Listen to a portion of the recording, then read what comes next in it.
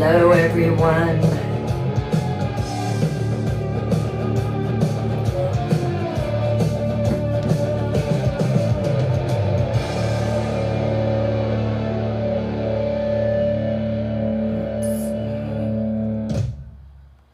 Happy Friday.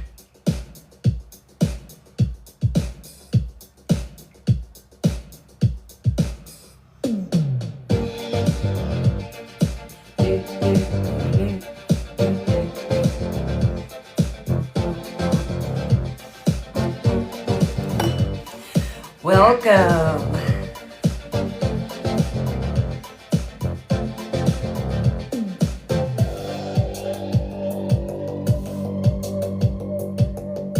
Hello, hello, hello.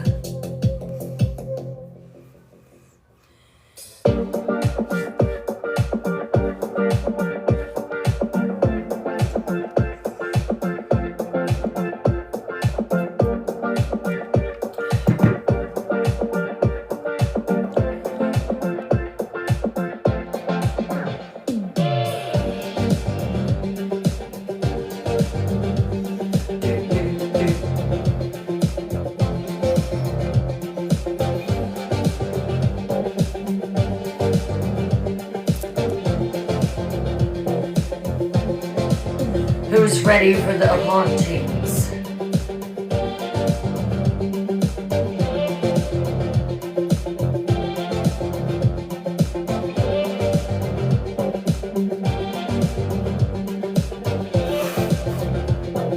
What?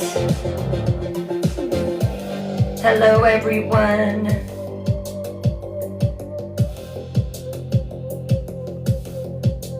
Hey, Carol. Hey, Andrew. Good to see you. Hey, Julie. Hey, Melanie. Hey, Pamela. Hey, Diana. Hey, Shirley.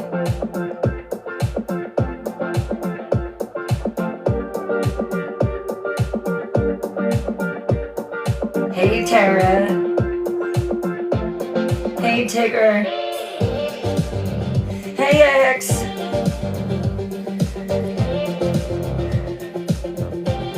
Thank you for the roses.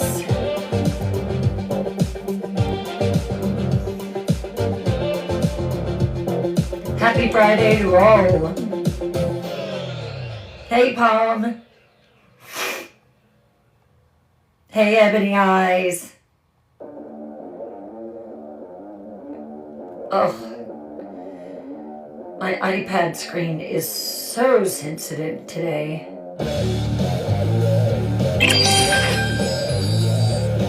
Hello, hello. Hey, hope you love Little Butterfly. So how many of you were there for the marathon read last night? Over 4 hours. Wow.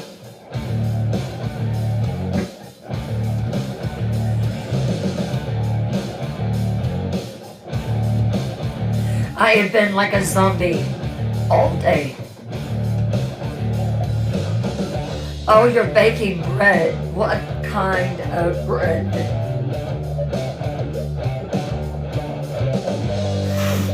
Tonight is the final night of the Golden Gate Bridge. I know the past 2 nights have been extremely heavy, but tonight we get to the hauntings, and they are terrifying.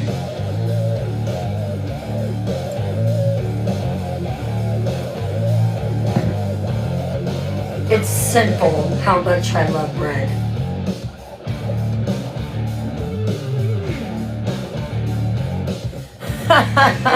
I know it, Diane. Hey, Mia. I know it. I know it. But I was determined to finish. Hello, Amy.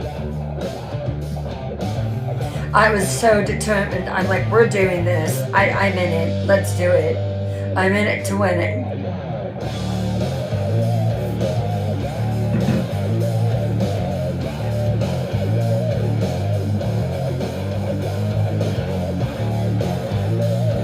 Is it lagging?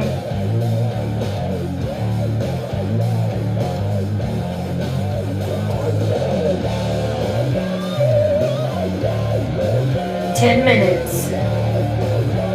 Okay. Because it seems fine on my end, but I never know on yours. Y'all just let me know.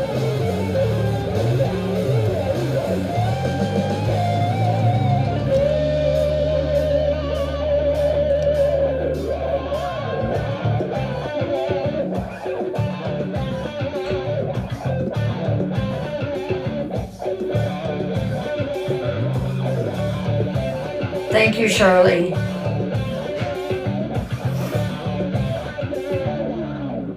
I'll be right back.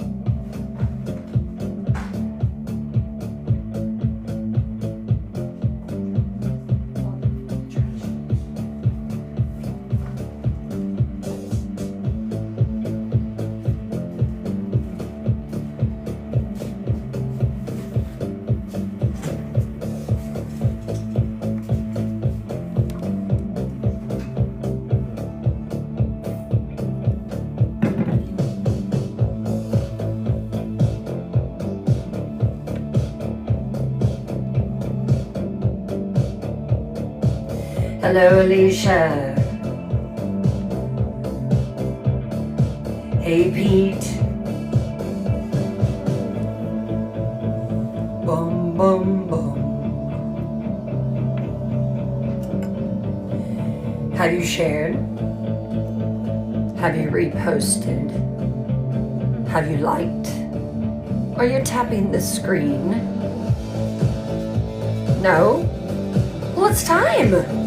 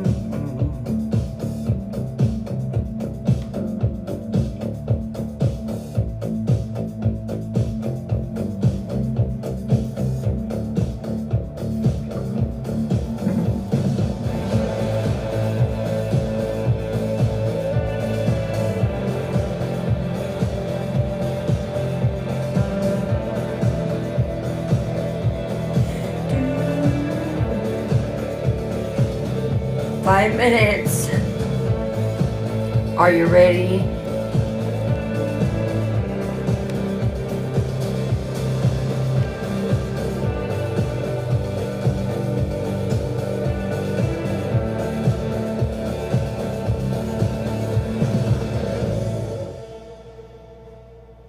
Hello, Lulu. Welcome in. I just want to say one thing very, very quickly. So, one thing that is highly important on TikTok is engagement. So, I said this back a while back. I'm going to stress it again. When any of my mods or myself post content, it is so key, so important that you engage from the bottom up. Now, one thing that I've been watching is to see how long that my videos are watched. I can't see X's or Julie's, but I can see mine. And one thing it talks about is I'm not getting enough engagement. So what you do is you watch the video all the way through. All the way. Don't speed past it. Watch it all the way through. I don't know how you can't watch one of my videos because they're like 5 seconds. So after you watch it all the way through, you're going to start going from the bottom up on your right side, and you are going to share it. You don't have to actually share it, but just click copy link, and TikTok algorithm, TikTok bot thinks that you're engaging enough that you're sharing it. Then you're going to actually you're going to repost, then you're going to bookmark it, then you're going to comment. Listen to me. You have to post 5 words or more. 5 words or more. TikTok doesn't recognize emojis. They just don't. So you have to type 5 words. Great video, Bryn. I love it. Just type. Emojis do nothing. Then like it. Heart it. That shows TikTok that we're making good content. So, if you can please make sure to do this, it's going to help us out. It's going to help out X, it's going to help out Julie, and it's going to help me out. And it's going to help our live to get out there and get circulated. Can you please do it for me? Please. Thank you. Thank you, Alicia. 5 words or more. If you could do 10, that actually makes it look like you're having a convo with me. But it is so important. Thank you, Carol. Because it makes you look like you're a bot. Hey, Jen. 1 minute. Where did the time go? Hello, Goddess Lovely.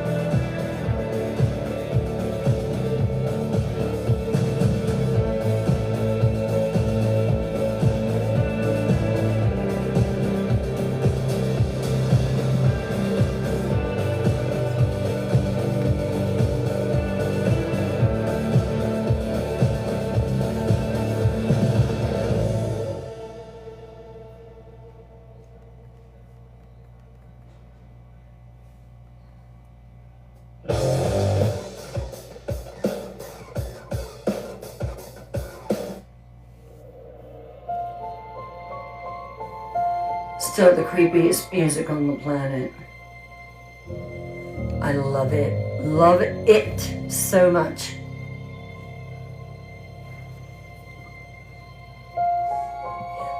Welcome.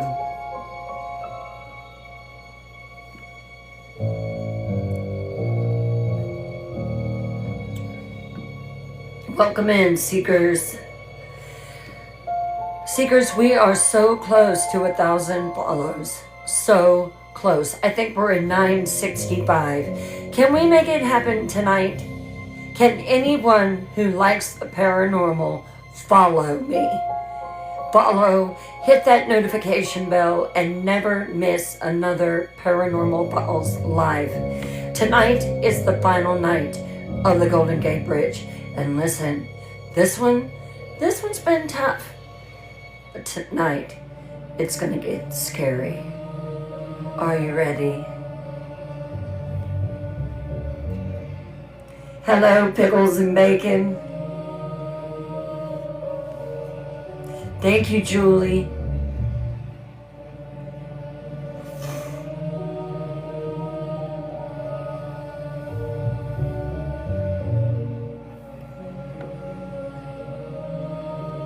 Listen closely to the wind howling across the Golden Gate Bridge at 3 a.m. in the morning. Cables groaning under the tension of it. Footsteps, slow, deliberate, walking across the empty span. But no one is there. Then, a voice whispered, echoing, not from this world.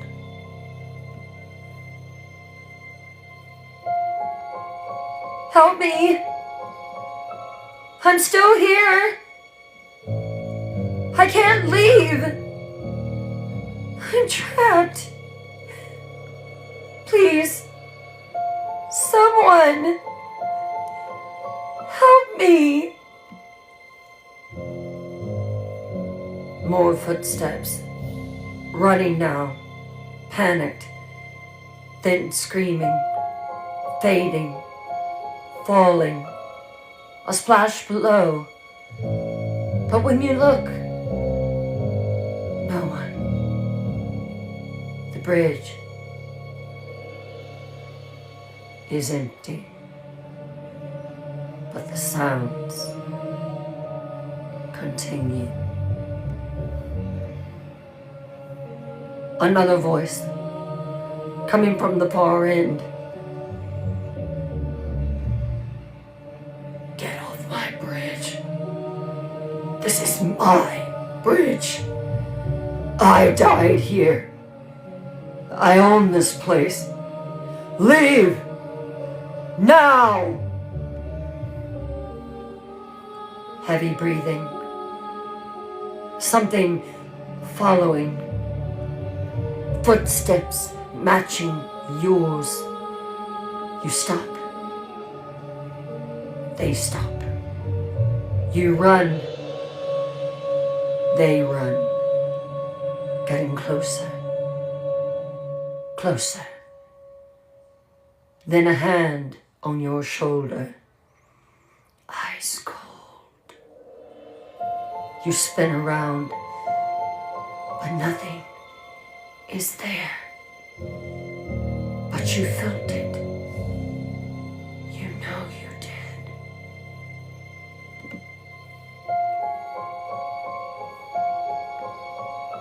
Mommy? Where's my mommy? I'm scared. It's so dark. I can't find my way home. Mommy.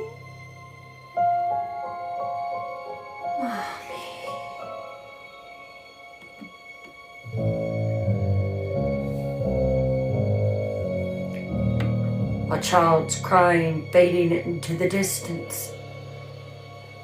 Then, laughter, multiple voices, hundreds, thousands, overlapping. Who is laughing? The dead. Or crying, or screaming, all at once. The Golden Gate Bridge, alive with spirits.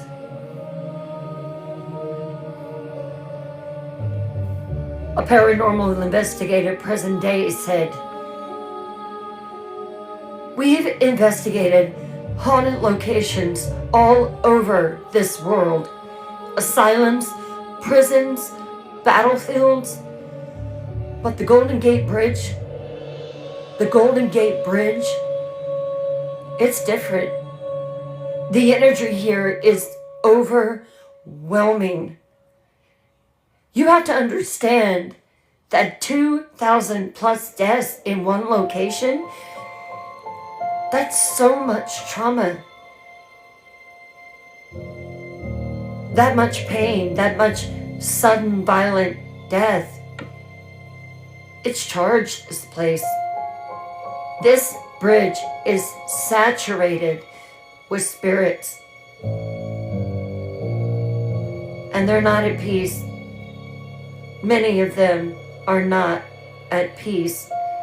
We felt it the second that we walked up on the bridge. They're angry, they're confused, and many of them are trapped.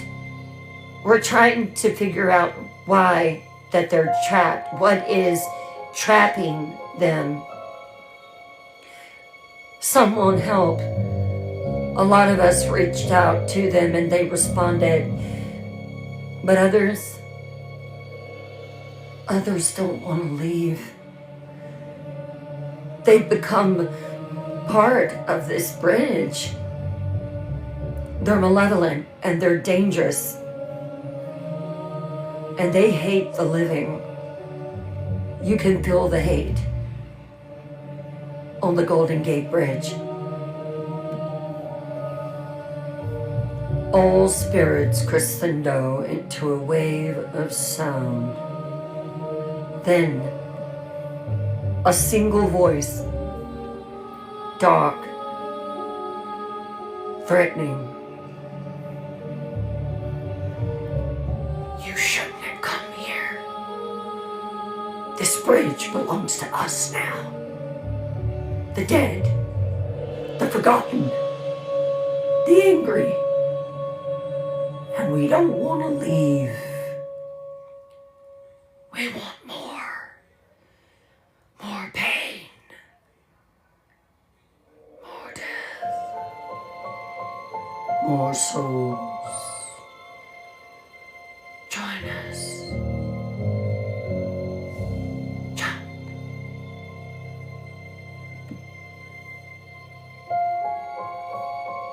And then silence. Complete. Unnatural. The Golden Gate Bridge, Seekers. San Francisco, California.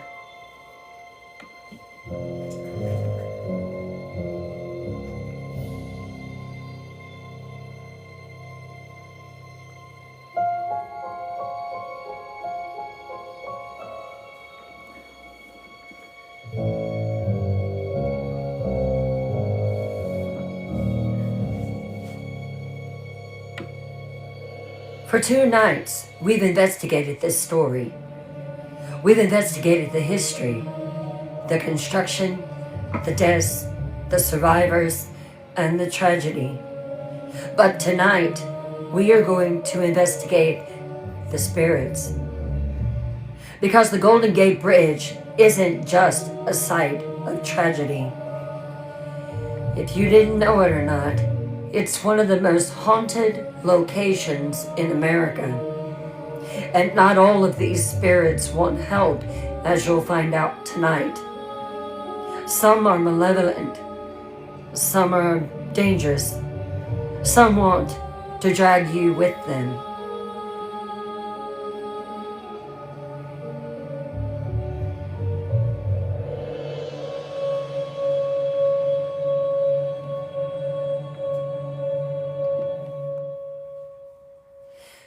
"2,000 people have died here.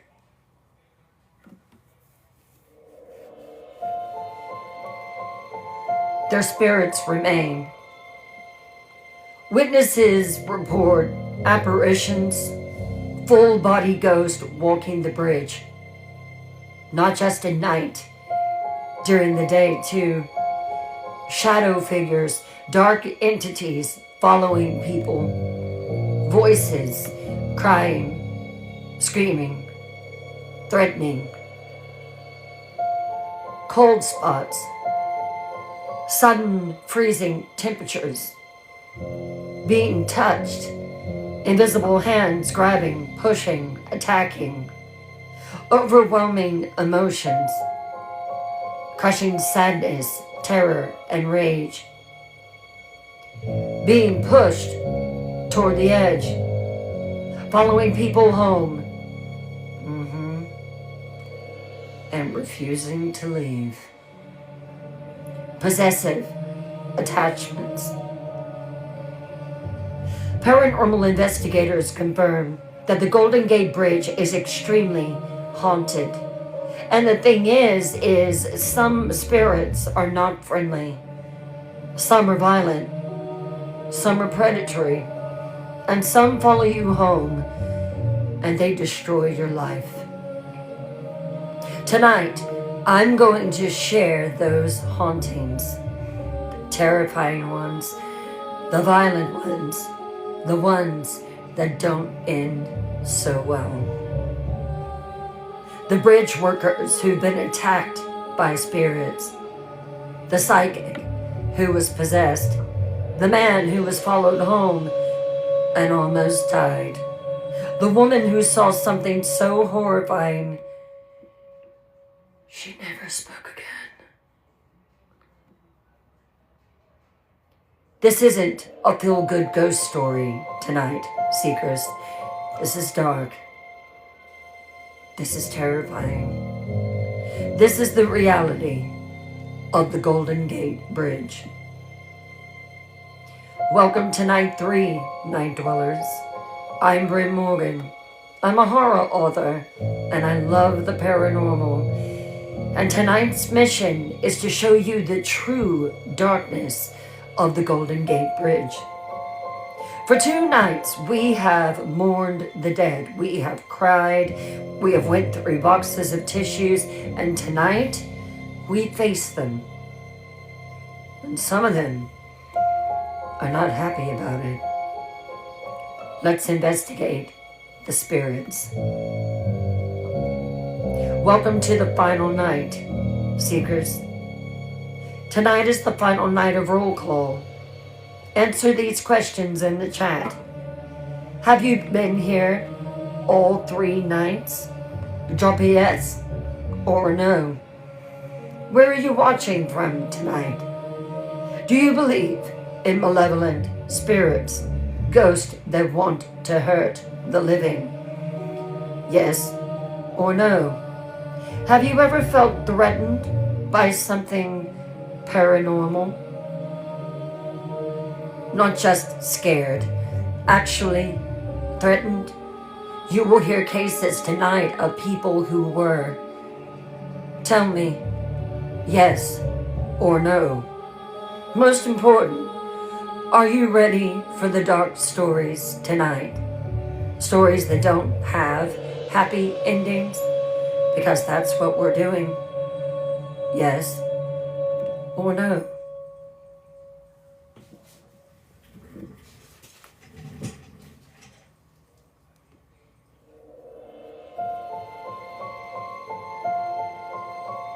Hello, Tracy Wells. Welcome in. Jen says, kinda.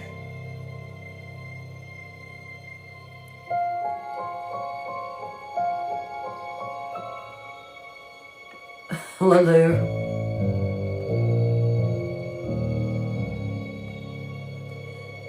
We had Michigan, Arkansas, Kansas,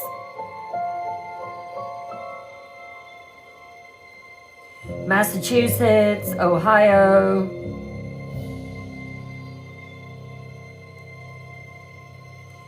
Hello, Sandy's mama.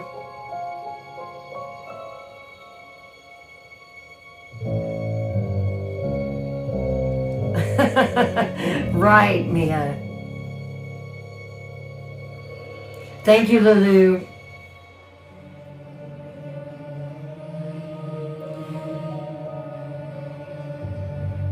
So maybe some of you have been threatened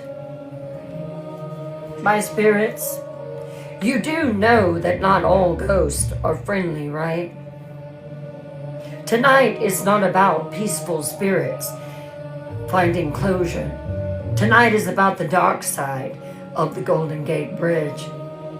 The spirits that don't want peace. The entities that feed on fear. The hauntings that destroy lives. Are you ready? Let me see a ghost emoji in the chat.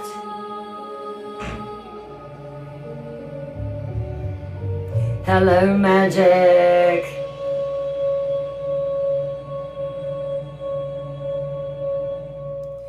Tracy from Florida.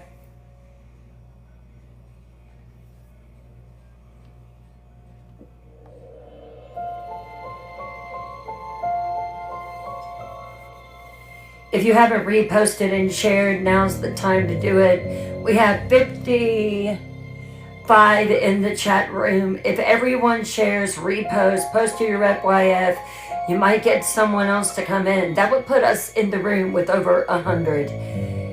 Let's work. And thank you.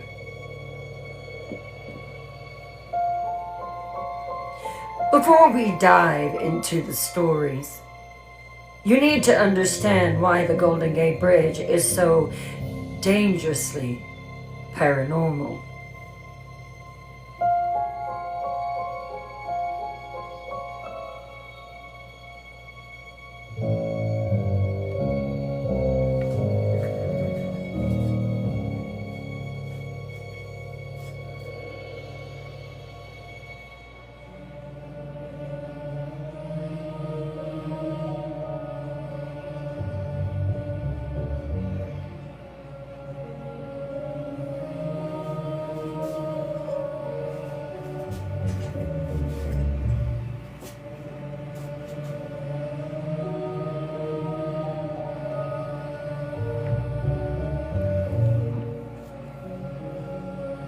Most haunted locations have spirits that want to be acknowledged, want help crossing over, want to tell their story, are confused and lost.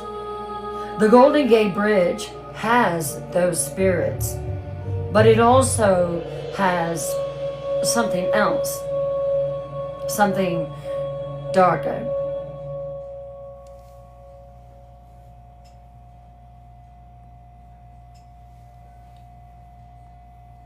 When someone dies violently and suddenly, their spirit can become corrupted.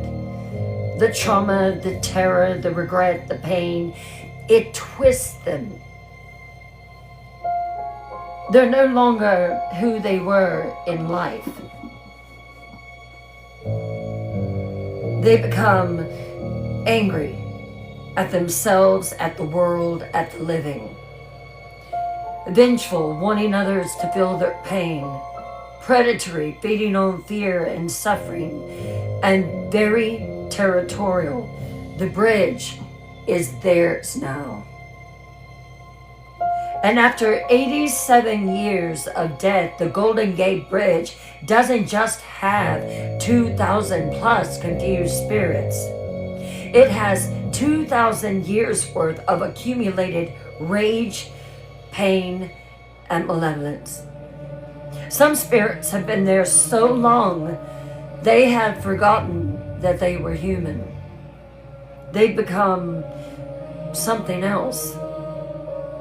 The feeding cycle. Paranormal theory is that negative entities feed on fear, makes them stronger. Pain energizes them. Death gives them power. The Golden Gate Bridge, it provides all three of them.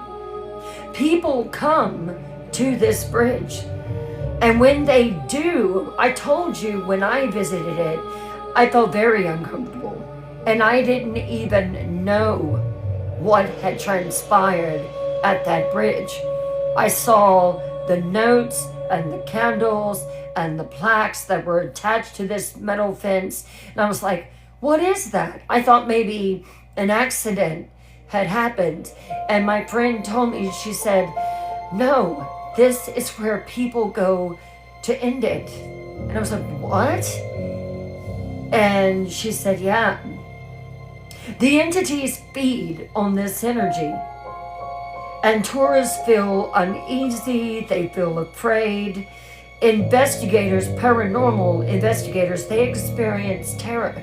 I'm going to tell you cases tonight, true cases of paranormal investigators who have been terrified walking across the Golden Gate Bridge and absolutely refuse to go back. And of course, people come to the bridge that are in extreme pain. The entities feed on this energy. And when someone jumps, a new spirit is created. Another source of pain and fear. And the entities, there is one in particular that everyone talks about. There is this one dark shadow entity that is on the Brooklyn Bridge that wants more, craves more, because more deaths equals more power. Seekers, I need your thoughts on this. Do you believe that trauma can corrupt a spirit? Can a good person become an evil ghost? What do you think happens? Let me see it in the chat. Have you ever been to a place that felt actively malevolent? Not just haunted, but like something there wanted to hurt you? Where was it? Do you think negative entities can feed on fear and grow stronger? Is this real, or is this just a paranormal theory? If a spirit has been trapped for 70 plus years, do you think it's still human? Or has it become something else entirely? What do you believe? Drop it in the chat.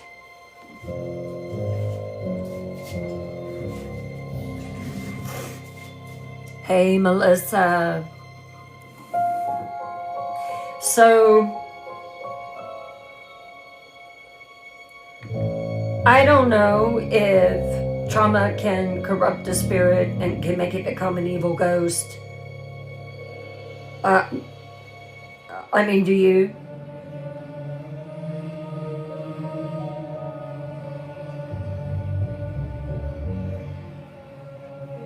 Have you ever been to a place that felt actively malevolent? I have been places where the energy was just all wrong. It was very wrong. It felt very negative to me. I don't know necessarily malevolent, but I had felt very negative vibes, especially from the house that I just moved from. I hated that house. It was just a darkness that was over it, and come to find out that the former owner that had lived there for 30 years had unalived himself and came back to our house, his house. So I have definitely felt negativity for sure. Hey, it's just me. I haven't felt that anything has wanted to hurt me. Do I think that negative entities can feed on fear and grow stronger? Absolutely. I would absolutely agree with that. If a spirit has been trapped for 70 plus years, do you think it's still human? Or has it become something else entirely? I would like to think that it's still human. Has still human thoughts and memories and can remember things. But what do you believe? Right. Yeah, Pete, I agree.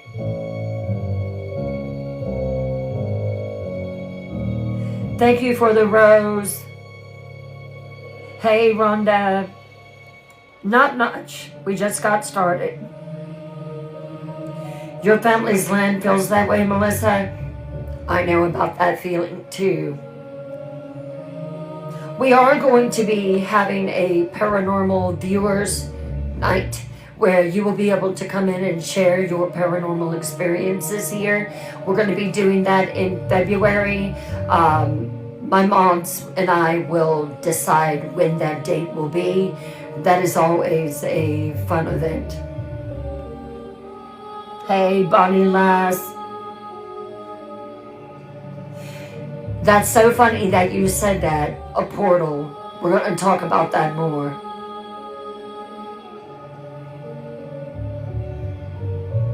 Oh, I bet. X, thank you. Thank you. Thank you for the presents, everyone. This is what makes the Golden Gate Bridge different.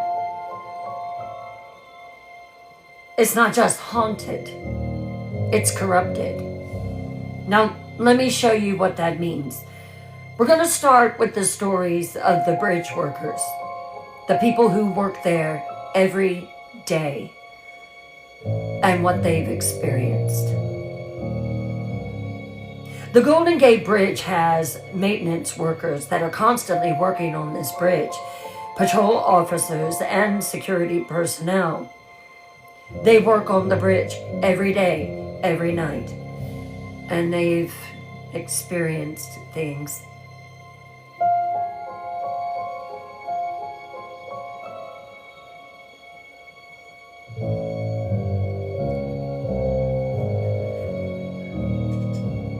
I'll push aside so you can see these images.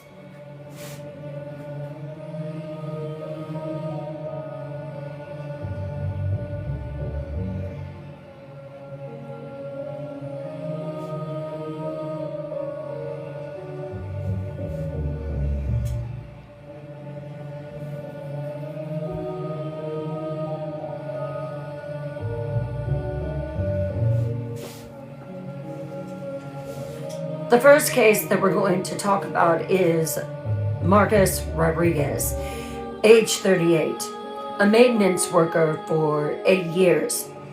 It was October 2016. He works the 2 a.m. shift.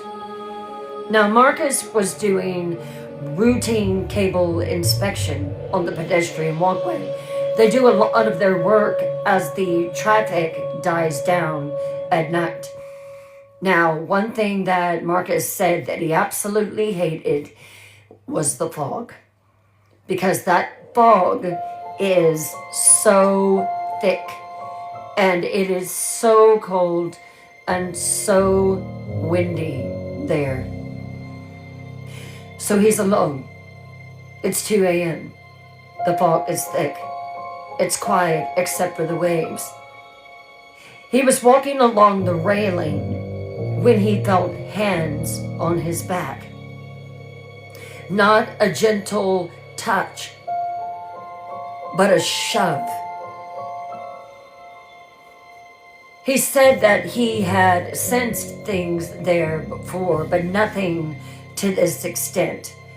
It was shoving him toward the edge. This is Marcus's account.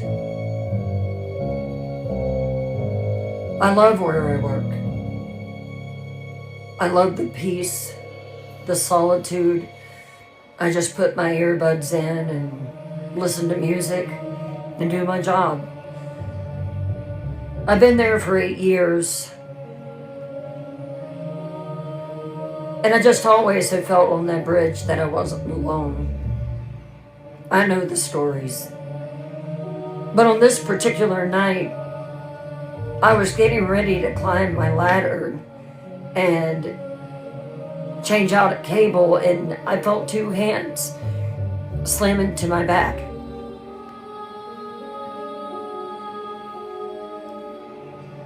It wasn't a touch. I know a touch. It was a shove. Like someone trying to pushed me over the railing. And I'm a big guy. I'm 250 pounds, 6'1". And I stumbled forward. My chest hit the railing. I had a bruise across my chest for the longest time. I grabbed it and I held on. I turned around. There was another guy, Tim, but he was working down at the far end of the bridge. I tried to call out. He wouldn't have been able to hear me. When I finally turned around, no one was there. I was completely alone on that section of the bridge. I remember yelling out, "Who's there?" There was nothing. There was silence. I was shaking. I'll be honest with you, I grabbed my tools and I ran.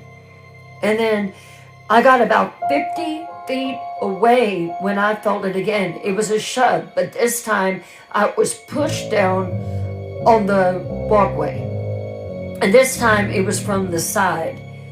I nearly lost my footing. I ran to my truck and I locked the doors and I called my supervisor and I told him, I knew he was going to think that I was a nutcase, but I said, something just tried to push me off the damn bridge. And his response was, yeah, that happens. That's why we never work alone at night anymore. Marcus's supervisor later confirmed, oh, that's a pretty common thing. I mean, we've had multiple incidents of workers being pushed by unseen forces. 3 workers have been seriously injured falling from ladders or scaffolding after being shoved. So we now have a new policy in place. We never let them work alone on the bridge at night. And if you feel something pushing you, get off that bridge immediately. Before I became a supervisor on the Golden Gate Bridge project, I wasn't a believer. I am now. They don't advertise this policy, seekers. They don't want the public to know. But the workers, they know. Something on that bridge wants people to fall. Case number 2.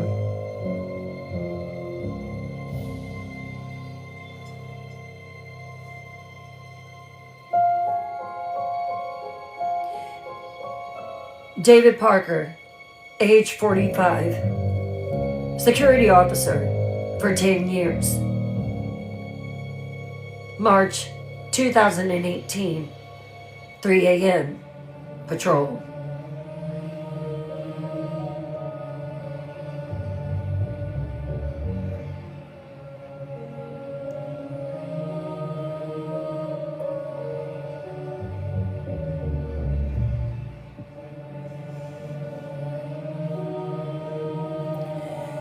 David was checking the pedestrian path when he saw something ahead of him, not human, in the fog. David's account. I'll never forget that night. I saw a figure about 100 feet ahead of me. At first, I thought it was a person, but as I got closer, it wasn't. It was tall, maybe 7 feet, thin, too thin, like skeletal, and it was black. Not just dark, but black, like it absorbed light. It was standing at the railing, right in the middle of the bridge, completely still. I called out, "Hey, the bridge is closed, dude." And then it turned, and oh my God, Its head, it didn't have a face, just darkness, empty, like a void. I froze and it started moving toward me. Not walking though. That thing was gliding. Fast. I backed up and it kept coming. I turned and I ran and I could feel it behind me, chasing me. I've never ran so fast off that bridge. I got to my vehicle, I jumped in, I looked in my rearview mirror. I didn't see it, but that was terrifying.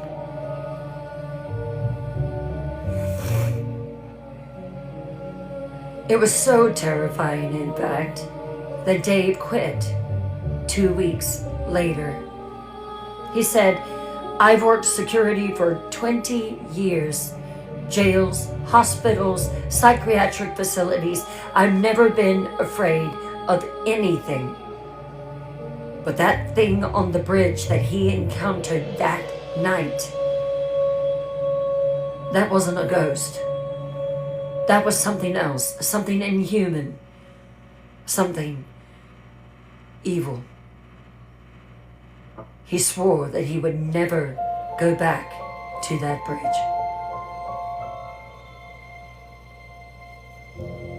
Case number 3.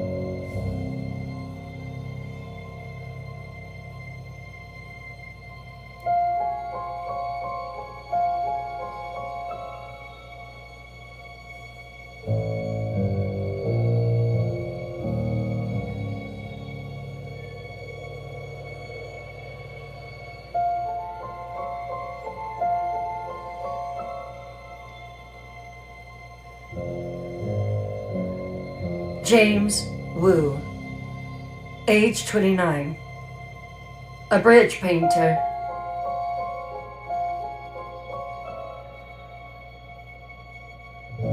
He's repainting the job, and it's a consistent, constant job. It was July 2019, the day shift. James was on scaffolding painting a section of the bridge when he heard someone call his name. James' account. "I love my job. I love working at the Golden Gate Bridge. I do. I'm one of the painters. I had these bright spotlights that were on the section that I was painting, and my partner, he went down to the store. We have a convenience store that's pretty close to there, and we were going to get something to eat. It was 2 a.m. in the morning, and he had been gone for a while, and I had music playing in my headphones, and then suddenly I heard my name, and it said, "James," clear as day. I could hear it through my headphones, so I turned because I thought it was Brad. And I took my headphones off and I looked around. And my crew that was working on another section, they were probably about 500 feet away. No one was near me. And then I heard it again. "James!" It was right in my ear, like someone was standing right next to me saying my name. And I turned, and there was no one. And then, God, this is crazy what I'm about to say.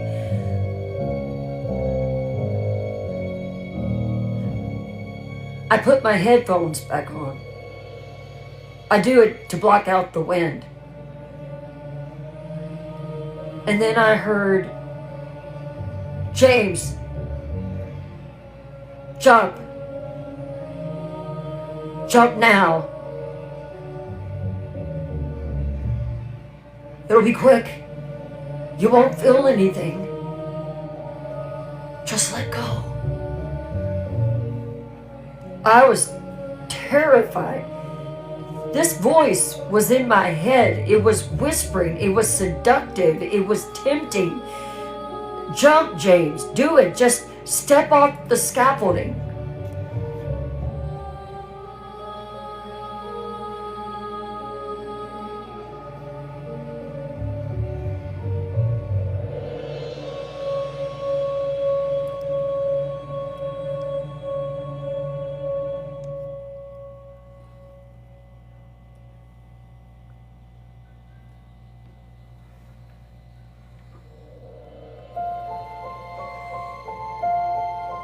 It's so easy. Just one step. That's all. I started yelling, "Get out of my head! Leave me alone!" My crew heard me then and they came running and they got me down. I was sobbing and shaking. That voice, it wanted me to jump. It was trying to convince me. And what's crazy is I was getting ready to be a dad. My wife and I were getting ready to have our twins. That's the scariest thing I've ever had happen to me. I'm not depressed. I'm a happy guy. I quit.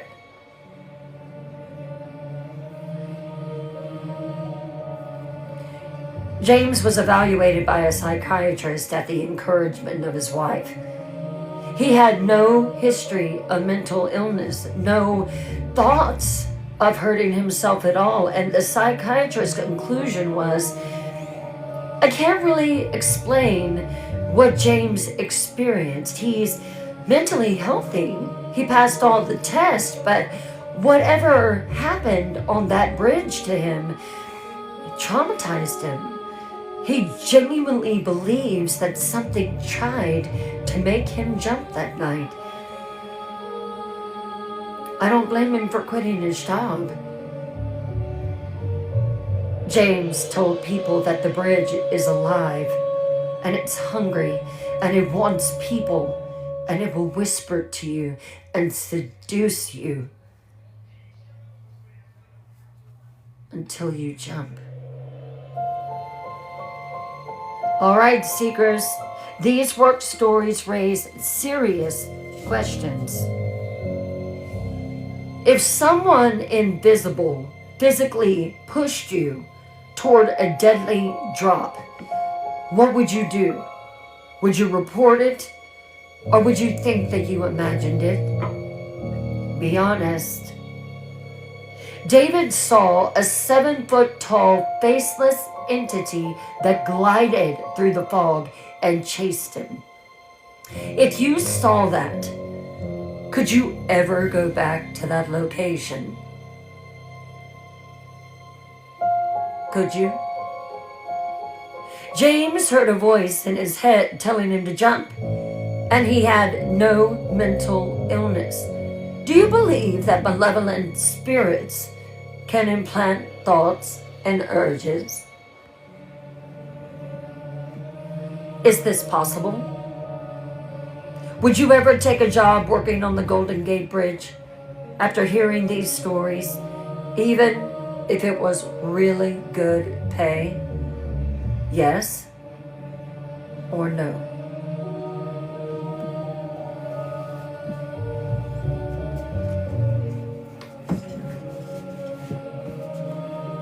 So,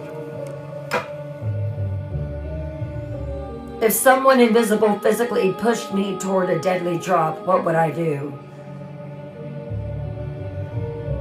I don't think I would report it. I think I would just get the hell out of there.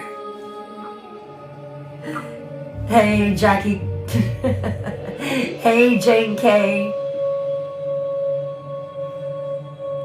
David saw a 7-foot-tall, faceless entity that glided through the fog and chased him. If you saw that, could you ever go back to that location? No. James heard a voice in his head telling him to jump, and he had no mental illness at all. Do you believe malevolent spirits can implant thoughts and urges? Is this possible? I'm going to lean toward yes. Would you ever take a job working on the Golden Gate Bridge after hearing these stories? Hell to the no. Even for great pay? No. Magic says I felt like it would be waiting for me. Alicia says yes. Raybab says no. Carol says, I think it's possible. I just had this crazy vision, Magic, of you going on the bridge and the entity just waiting for you. Oh, hi, Magic. I've been waiting for you.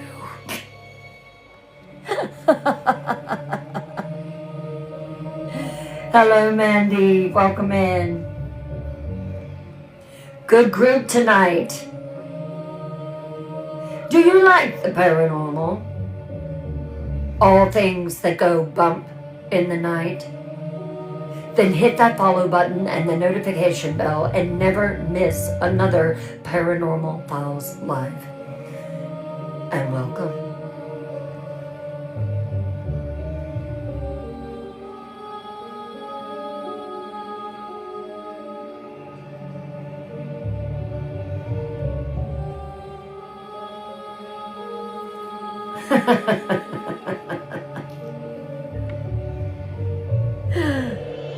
Hello, Pink Bella, welcome in.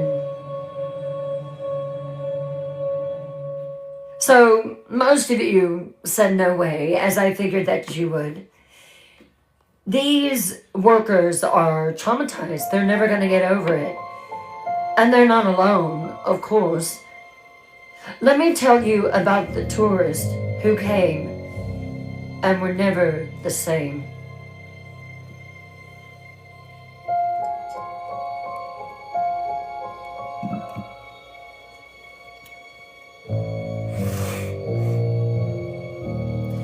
Thousands of tourists visit the Golden Gate Bridge every day. I've been there. And most had normal experiences, but some encounter the darkness.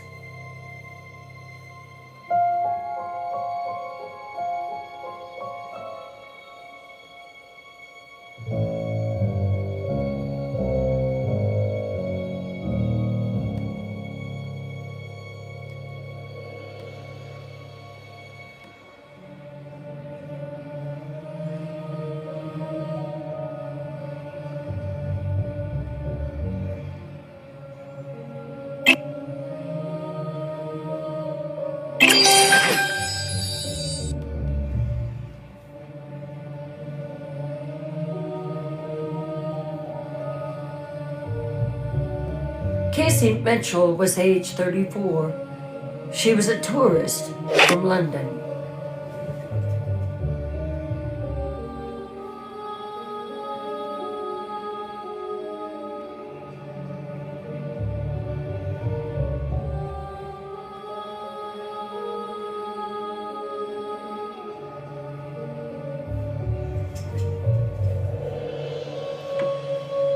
It was April 2015. Casey was visiting San Francisco with her husband. They walked across the Golden Gate Bridge. It was around sunset. It was beautiful. It was romantic. And then Casey saw something. This is her husband's account. We were walking, taking photos. Casey was ahead of me by maybe 10 feet. And suddenly she just screamed. Not like, oh, that startled me, but a blood-curdling scream. I ran to her. She was staring at the railing and she was frozen.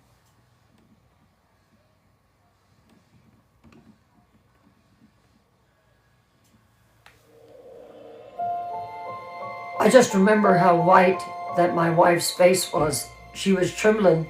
I said, "Casey, what's wrong?" She didn't respond. She just kept staring. I looked where she was looking. I didn't see anything. I shook her. I said, "Casey, talk to me." But nothing. She wouldn't move. She wouldn't speak. She just stared. I had to pick my wife up and carry her off the bridge. She was catatonic. I took her to the hospital and they checked her. She hadn't had a stroke. No medical issue, but she wouldn't talk. She wouldn't tell me what she saw. 9 years later, seekers, Casey has never spoken again. She has been to dozens of therapists, psychiatrists, specialists. She can speak. Her vocal cords are just fine, but she won't. She draws pictures, though, sometimes, always of the same image. A figure standing at the railing. Dozens of arms, all reaching, all grabbing, all pulling. And a face, twisted, screaming, agonized. I don't know what Casey saw on that bridge, but whatever she saw, it broke her mind. She hasn't spoken one word since 2015.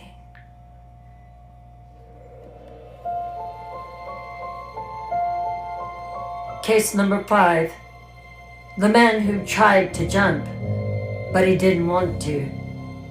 It was 2017.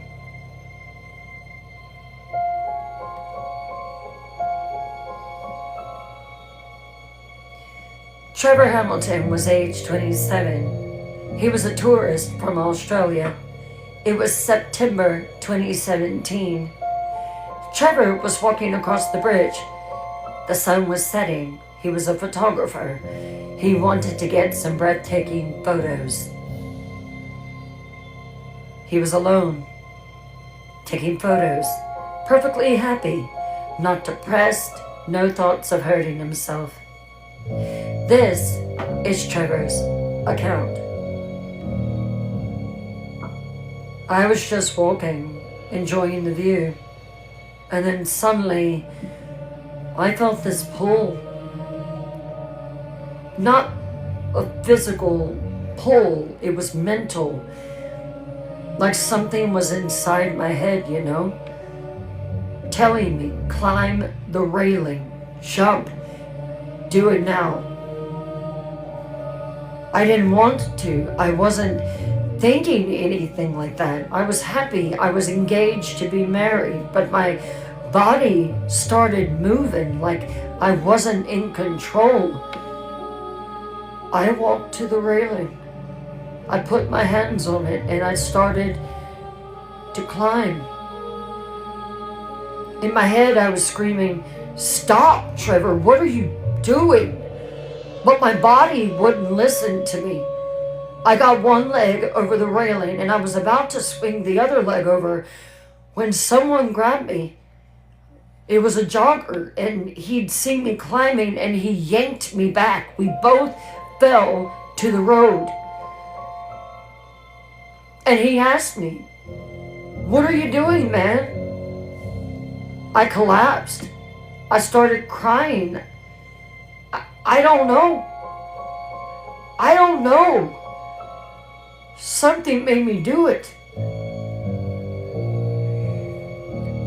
Trevor was taken to the hospital. A psychiatric evaluation for trying to unalive himself.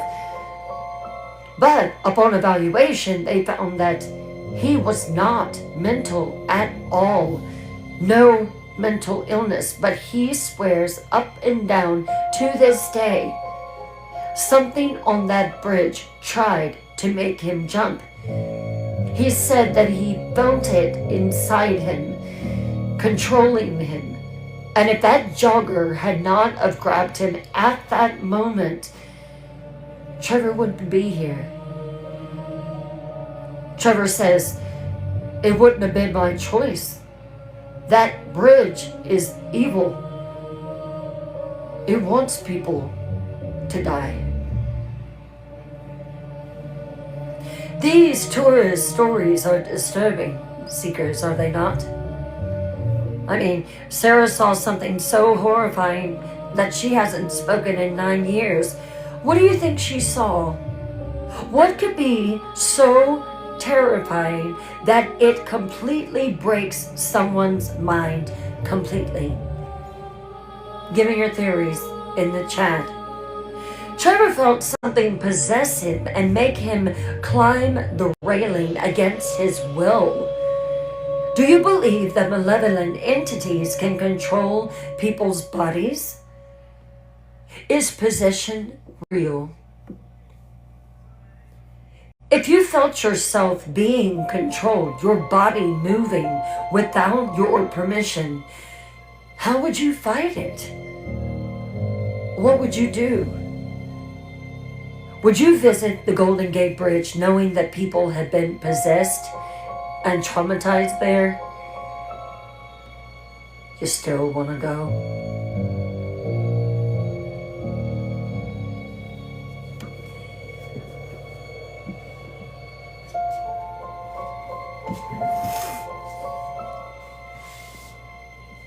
Right. Hey, bird lady.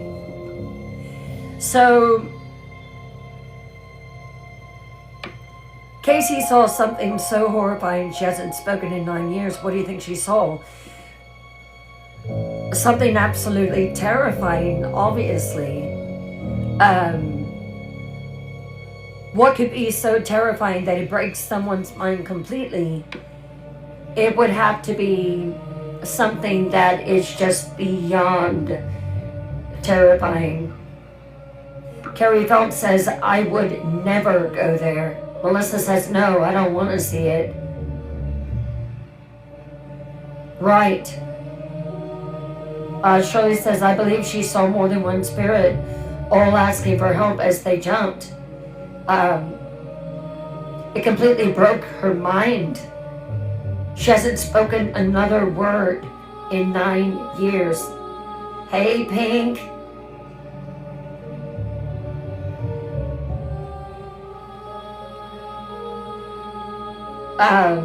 Trevor felt something possess him and make him climb the railing against his will.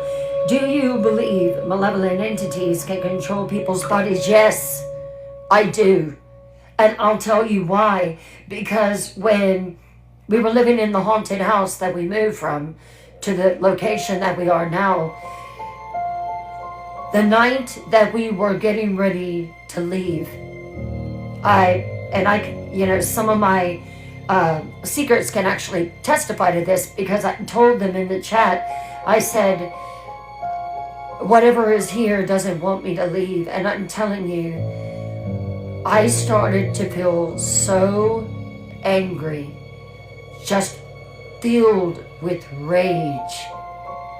And I could feel in my body that if I did not get out of that place that night, something was going to happen.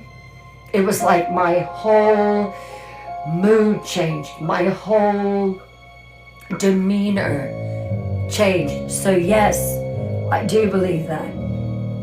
If you felt yourself being controlled, your body moving without your permission, how would you fight it? I don't know how you would fight it, right? I mean, thankfully, the jogger was there and was able to pull him back, but it was creepy. It was very creepy. Would you visit the Golden Gate Bridge knowing that people have been possessed and traumatized there? I won't go back. Not to the Golden Gate. No.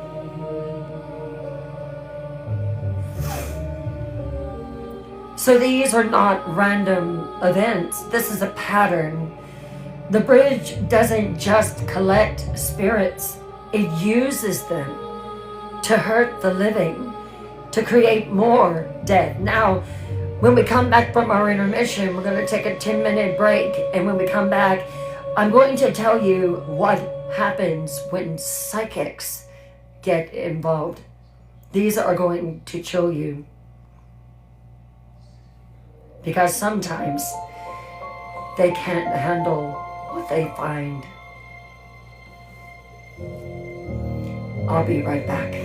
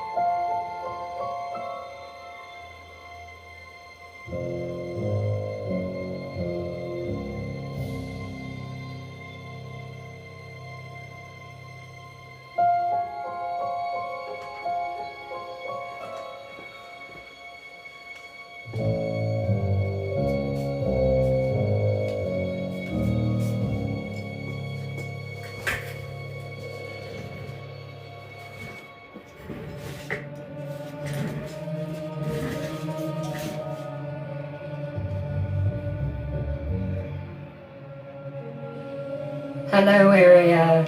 Welcome in. Hey, Super Mike.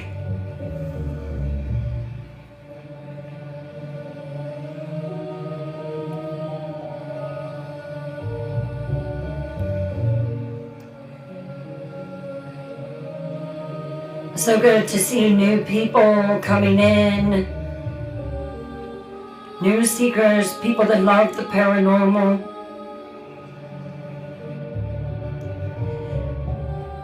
Area, do you like the paranormal?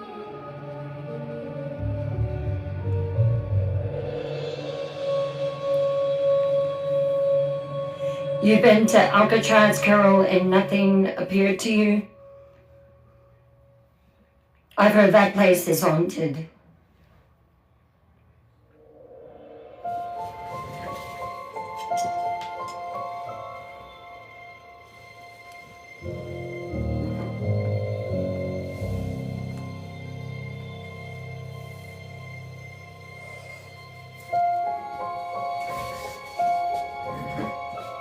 On Paranormal Files Live, we explore the most haunted locations in the world.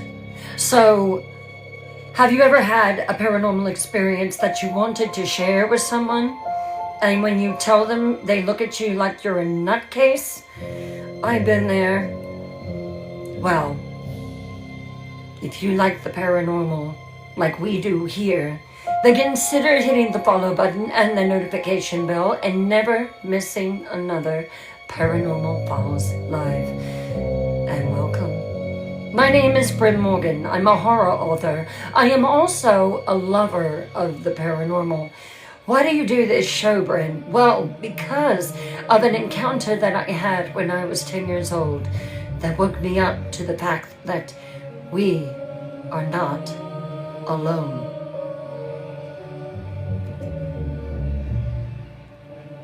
Two more minutes.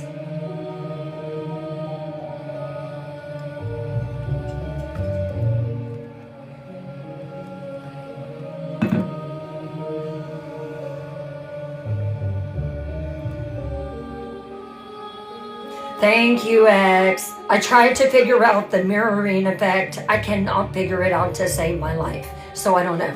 But what is cool is the shirt matches. So the hat and the shirt both match. Are they not the cutest? Check that out. So cute. So cute. Thanks to X for picking the most wonderful merch.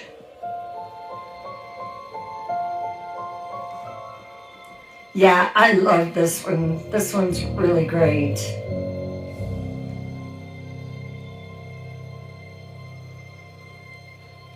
Would you consider posting, sharing, reposting, sharing the live with 5 friends, 10 friends, 15 friends? And also, we are so close to 1,000 followers. We need that to get monetization, to start posting Eltree, and just to grow. We have grown so fast in 2 months of having these lives. It is incredible. We started with 1 on day 1. And then it just kind of took off. The content, the show. So if you love the paranormal experience with interaction, this is it. This is your tribe.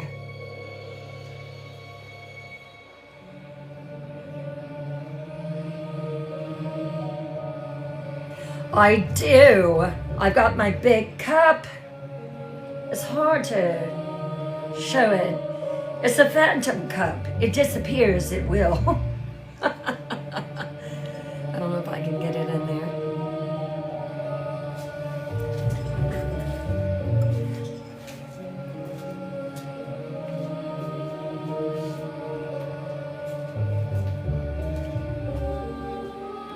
That didn't do anything.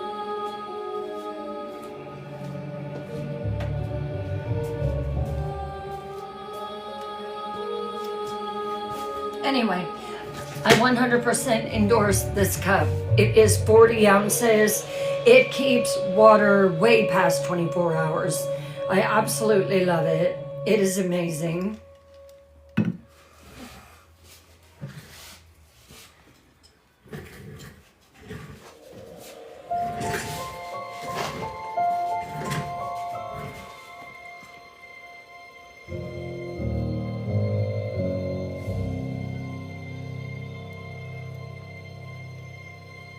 Hello, Carol.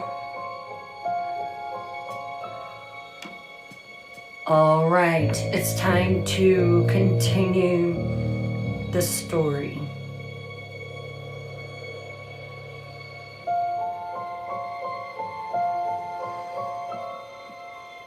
Case number 4, the psychics.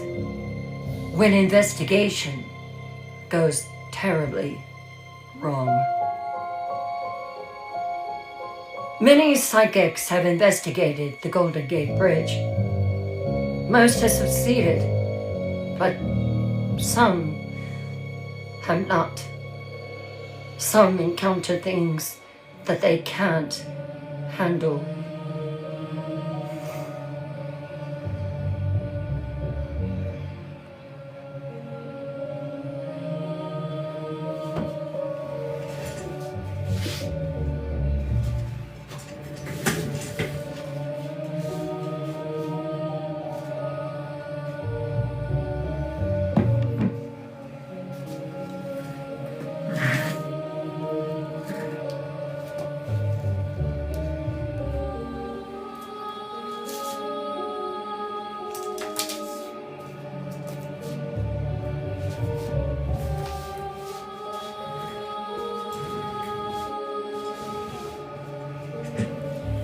I was battling with my demon chair.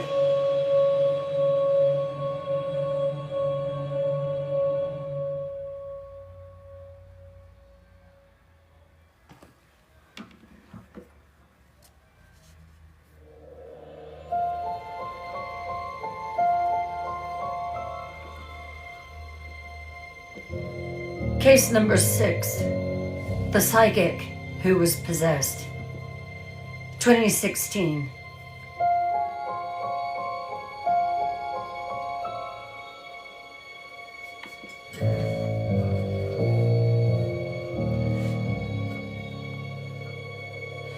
Amanda Torres, age 38, a professional medium for 15 years. It was October 2016. Amanda went to the Golden Gate Bridge to investigate. She was confident, experienced, had dealt with dark entities before.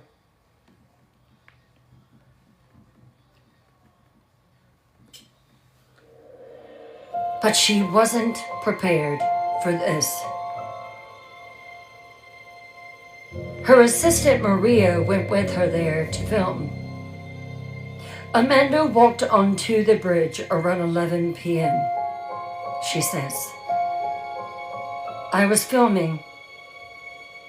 She immediately said, Amanda is sensitive. She picks up on things so quickly.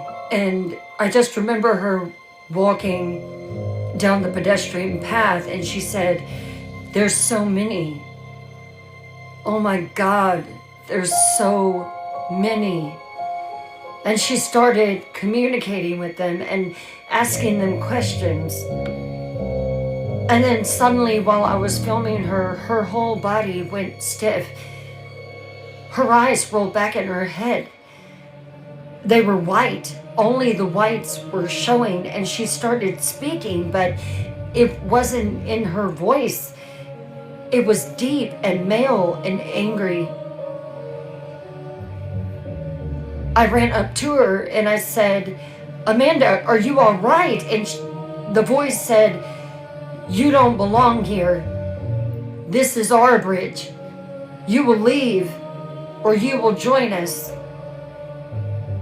And then Amanda's body started walking toward the railing and I screamed. I dropped the camera and I screamed out, Amanda, stop! But she kept walking like she was in a trance. I grabbed her and I tried to pull her back, but she fought me with strength. And Amanda is tiny. This was strength that she doesn't have. She's 5'2", 120 pounds. She threw me off of her and I fell and she just kept walking toward the edge. I finally tackled her down. And there were two guys that were jogging, and we were able to hold her down. I was just screaming, my friend is possessed. She's trying to jump. I think they looked at me like I was crazy, but there was no denying that something was in Amanda.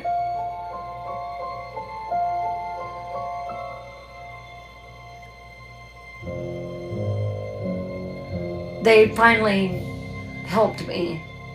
They carried her off the bridge.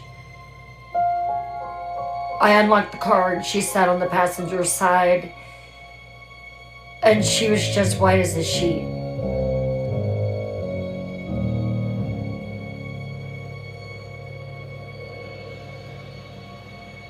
She was so scared. She was terrified. She did not do another paranormal investigation for months. Whatever was in her, it was only in her for a short time, and as soon as we left the bridge, it was gone, but that was terrifying. The crazy thing is, Amanda has absolutely no memory of what happened. She does remember walking on the bridge and then waking up in the hospital 3 days later. I recorded it though, so she saw it and she was just shocked. I told her, you were possessed by something that died on that bridge, a very angry, very powerful entity, Amanda, and it wanted to use your body to jump. You're lucky to be alive. You should never go back to that bridge. After Amanda saw the videotape, she left mediumship. She finally said, I've dealt with ghosts my whole life. But when I saw the video, I couldn't believe that it was me. What's on that bridge? Those aren't ghosts. I really believe they're demons. And I will never, ever go back to that bridge again. In fact, I don't even do investigations anymore.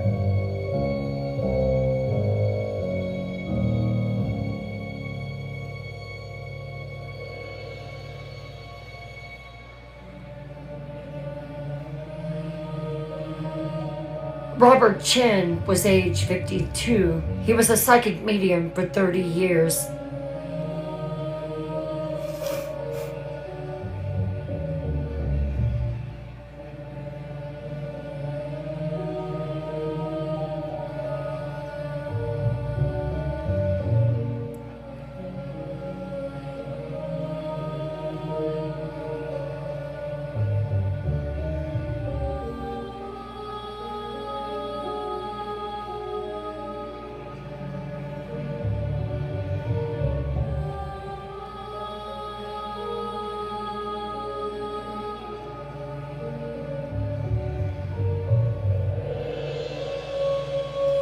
It was May 2019.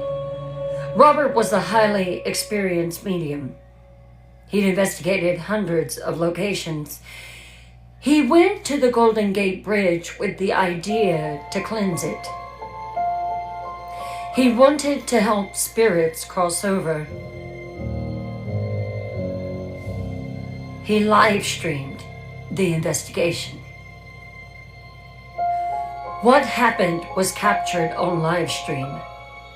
Robert walked onto the bridge at 10 o'clock p.m. He started communicating with the spirits. For 20 minutes, everything was perfectly normal, and then he stopped walking.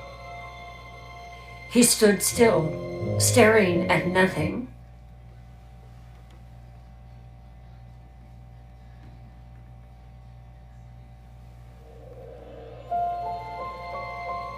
Viewers started commenting, "Robert, are you okay? What's wrong, dude?" He didn't respond. Then he started screaming. There's too many! They're all screaming! They're in my head! Get out! Get out! Get out! He started hitting himself, punching his own head. Stop! Stop! Stop showing me! I don't want to see it! Viewers ended up calling 911 and police found Robert on the bridge. He was curled in a fetal position, sobbing, whispering. They're all falling. I can see them all falling over and over, forever falling. They won't stop falling. Robert was institutionalized. He was diagnosed with severe psychotic break, but psychiatrists noted something strange. He only seems to have these episodes when he's near water or bridges. He screams about seeing them fall. He's been in a psychiatric facility for 5 years. He's never recovered. Whatever he saw on the Golden Gate Bridge destroyed his sanity. These psychic disasters, they're intense, seekers. I mean, Amanda was possessed by an entity that tried to make her jump. She fought her own assistant. Do you think that entities can take full control of someone's body? Have you ever felt controlled by something? Tell me. It took an exorcism to free Amanda. That was later revealed. Do you believe in exorcisms? Do you think that they work? What's your take on it? Robert saw something just like the other woman that destroyed his mind. He's been institutionalized for 5 years. What do you think these people see? What could break an experienced psychic that badly? Theories? Would you ever attempt to investigate the Golden Gate Bridge as a psychic or a medium? And I know we have them in our audience. After hearing these stories, would you risk it? I'm going to go to the chat.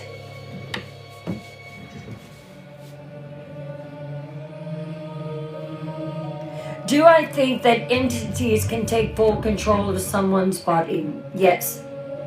Have I ever felt controlled by something? Yes. It was what I was telling you. I felt like I was controlled by the man that had unalived himself and came back to our home. The night that we were moving out, he was angry. I could feel it. He was angry because he knew that that house was going to be empty again. Do I believe in exorcisms? Do I think they work? Yes, I do. I don't know what they are seeing on this bridge that makes them literally crack in their mind, but whatever it is, it must be appalling. I mean, I guess this is my question. So when you fall off that bridge, you are falling at 75 miles an hour. Okay, so when you hit that water, I can only imagine how it disfigures your head, your body, broken limbs. I mean, so I'm wondering if the spirits that they're seeing are in those disfigured, like if they are damaged like that, you know, that would be an absolutely terrifying thing for me to see. But what do you think that they see? Would you ever attempt to investigate the Golden Gate Bridge as a psychic or medium after hearing these stories? Would you? Do we have a psychic in our midst tonight?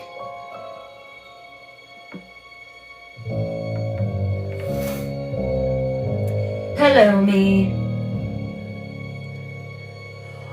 Oh, I know it. Yeah, yeah, he survived.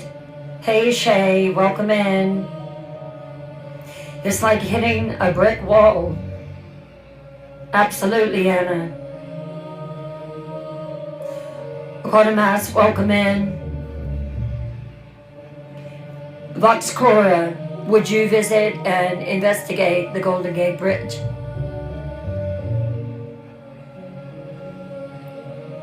White 80s rocker, welcome in.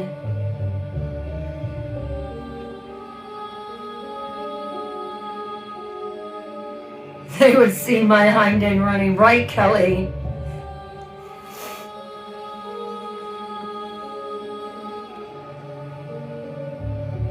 Even professionals cannot handle the Golden Gate Bridge. It's too powerful, it's too dark, and it's too dangerous. Now, let me tell you about the people who brought spirits home and what happened to them. We've already heard about Michael the photographer and Jessica the tourist, but there are more cases and they are much darker.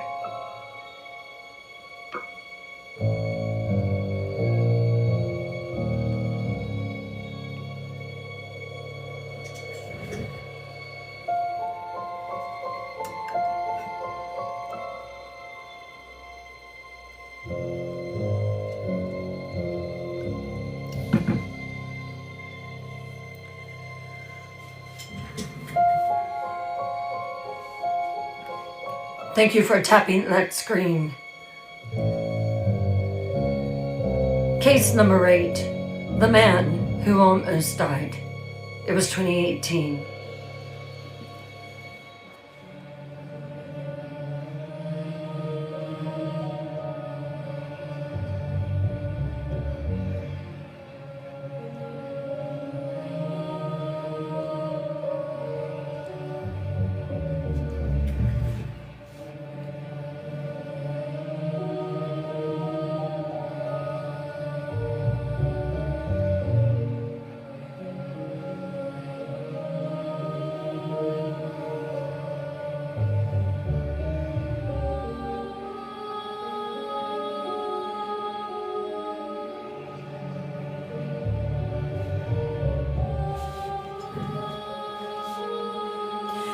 Brian Foster was age 35. He visited the bridge in August of 2018. He took photos, he felt uneasy, and he left. And that night, the haunting began. But this wasn't a sad spirit looking for help. This was something that wanted him dead. Brian's account.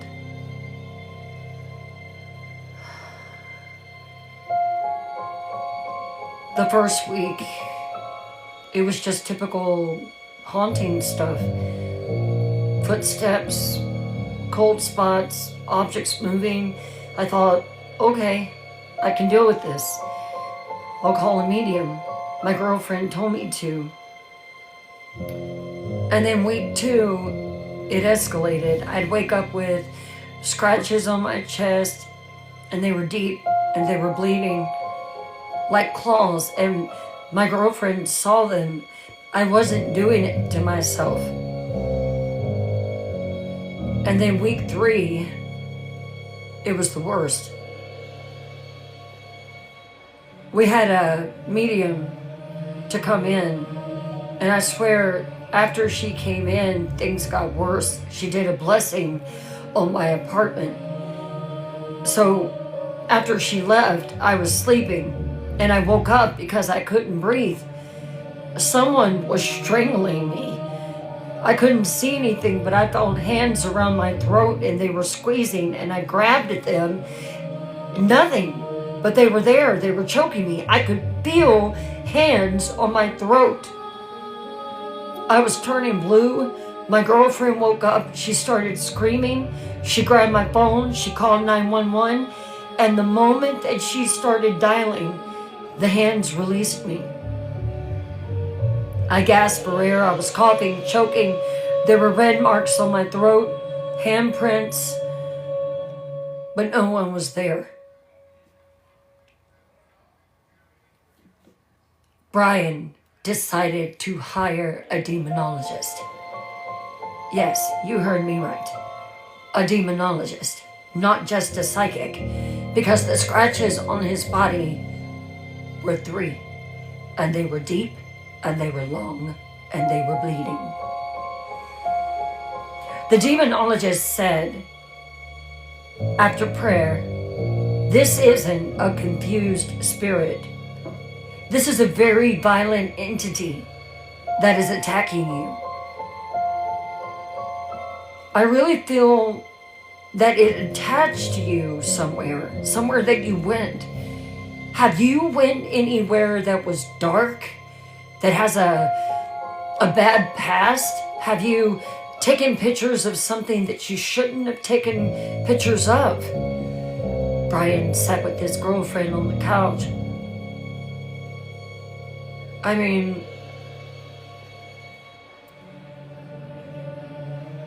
yeah. Where? I went to the Golden Gate Bridge to take photographs. Do you know the history of the Golden Gate Bridge, Brian? They started looking it up, and the demonologist told him, it feeds on fear. This demon feeds on fear, and it's trying to kill you because your fear makes it stronger. We need to do a full cleansing and a banishment now. It took 3 cleansings, 3 cleansing sessions for over 2 weeks. Prayers, holy water, sage, salt barriers, religious relics. During the 3rd season of it, Brian said he heard screaming. It was a male voice screaming, "He's mine.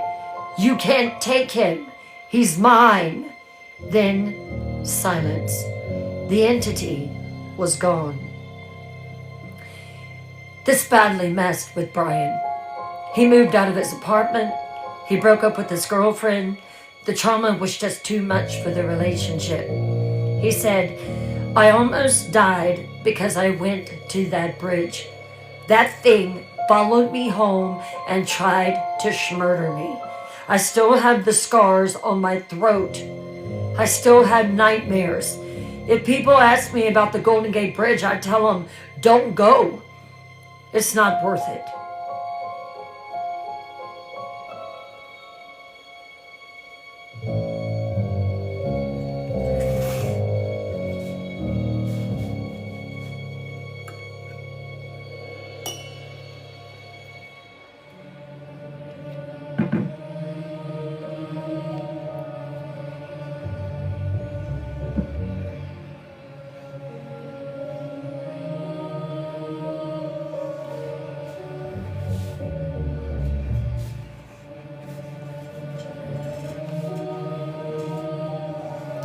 The Martinez family.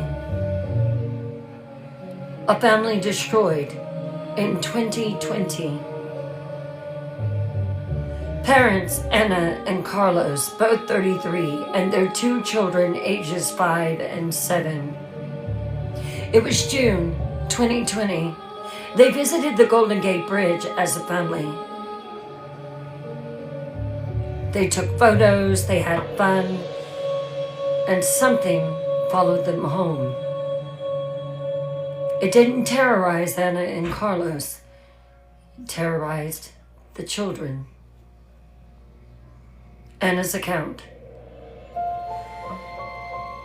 We loved it. It was great. The kids were up there and they were running on the pedestrian path. It was windy and it was cold, but they loved it. And it was foggy, but it was just an experience. We went to McDonald's afterward. I guess on a night that you're traumatized, you remember those little things. That first night, our 7-year-old daughter, Sophia, woke up screaming. She said that there was a man in her room and that he was staring at her. And I remember Carlos ran in and no one was there. And then she did it again. And we looked, we thought she was having night terrors. And then the next night, our 5-year-old son, Miguel, he woke up crying. And he said, the scary lady won't leave me alone. She keeps saying mean things. Again, we searched and there was no one there. This happened every night. Both kids, terrified, refused to sleep in their rooms. We thought, okay, maybe they're just having bad dreams together, but that's odd for both kids to be having the same nightmare. And then that's when things got worse. Things started moving. I was cleaning Sophia's bedroom one day while she was at school, and a toy just flew across the room. It was one of her dolls. It just literally picked up off the bed and flew across the room and hit a bookshelf. And doors were slamming. The TV turned on by itself to static. And I remember that the kids pointed one Saturday morning and said, it's them, the people from the bridge. They followed us home. This had been going on for about 3 weeks. And we were getting ready to go to Mass. Sophia was at the top of the steps. She had started collecting pennies to give in her church offering at her Sunday school. And she was standing at the top of the steps. Now, we lived on a split level, so thankfully there wasn't like a massive amount of steps. There was about 6, and they were carpeted. But I was watching. She was on the second step and something pushed her down the steps. I saw it happen. I was at the bottom. I saw her lurch forward. She dropped her little cassette tape case that had the pennies in it, like someone shoved her, like it was hard, and she tumbled down those stairs. The bad part is she fractured her arm. And I ran to her screaming. And she's like, Mommy, he pushed me, he pushed me. And she was sobbing and she was pointing up the stairs. The man from the bridge, he pushed me because I told him I wanted him to leave. We did everything. We hired a psychic. The psychic came and attempted a cleansing, and then halfway through the psychic just stopped. She said, I can't do this. There are 2 entities here. Both are violent. One is a woman and one is a man. And they're both from the Golden Gate Bridge. They're not leaving. They're not going to leave. They're attached to your kids. You need a priest. You need an exorcist. I'm sorry, but I cannot help you. She left. She refused to receive any payment from us. She really was scared. My husband, he's just very stubborn about things and he didn't want to do it. But I contacted a Catholic priest and he performed a house blessing and an exorcism. It took 2 days. During the exorcism, the children spoke in adult voices. Sophia spoke in a male voice. The house is mine. These children are mine. You cannot make me leave. And Miguel, he spoke in a female voice. She said, we died alone. We're going to make them die with us. Finally, the priest was able to banish the entities, but the damage was already done. We moved. I loved that house when we bought it, but after what happened, it just wasn't the same. The children have required years of therapy. Sophia still has nightmares. Miguel refuses to go near any bridges of any kind. And when he has to drive across one, he's terrified. We went to the Golden Gate Bridge for a fun family trip, and we brought home 2 demons that tried to unalive our children. That bridge ruins lives. Stay away from it. These attachment cases are horrifying, seekers. Brian was strangled by an invisible entity that followed him home. Would you have kept fighting it yourself, or would you call for help immediately? What would you do? The Martinez family's children were possessed and terrorized. If entities attached to your children, how far would you go to protect them? Would you move? Call an exorcist? What? The psychic refused to help the family because the entities were too violent. Have you ever been in a situation so scary that even professionals would not help you? Tell us. Knowing that families with children have been attacked by spirits from the bridge, would you ever take your family there now? Is it worth the risk?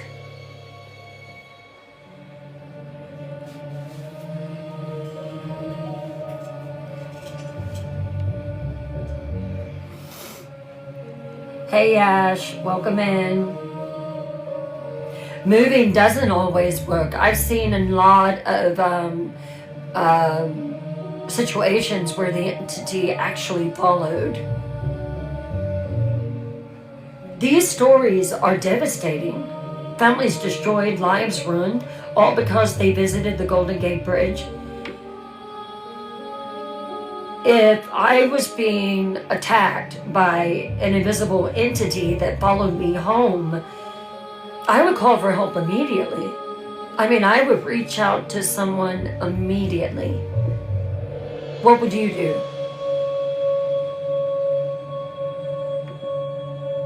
How far would I go to protect my little Night Queen? I would do whatever I had to do. Yeah, I would definitely move if I thought that that was what was needed. It's pretty bad when a psychic refuses to help you. That's got to be a scary situation, right? Like I said, I would highly suggest that you don't take your family to the Golden Gate Bridge.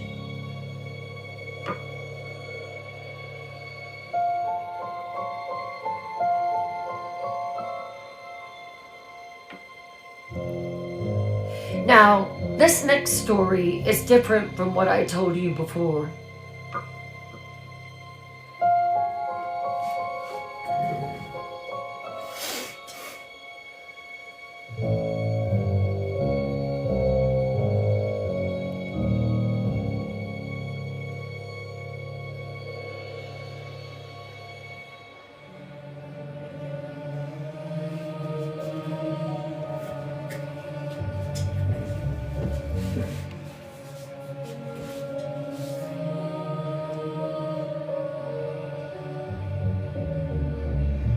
It was 2020. David Sullivan was age 43. He's a professional psychic medium for 15 years. It's January 2022.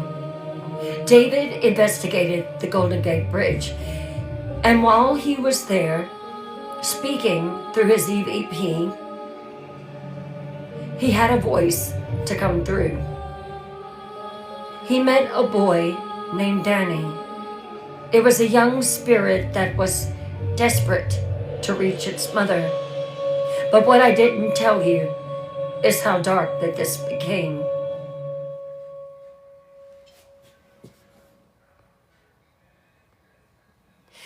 David likes to go to haunted locations that, that are badly haunted and likes to try to lead people to the light, spirits to the light. On this particular night, he walked onto the bridge around 10 p.m. and he was immediately overwhelmed by spirits. He said that there were hundreds of them.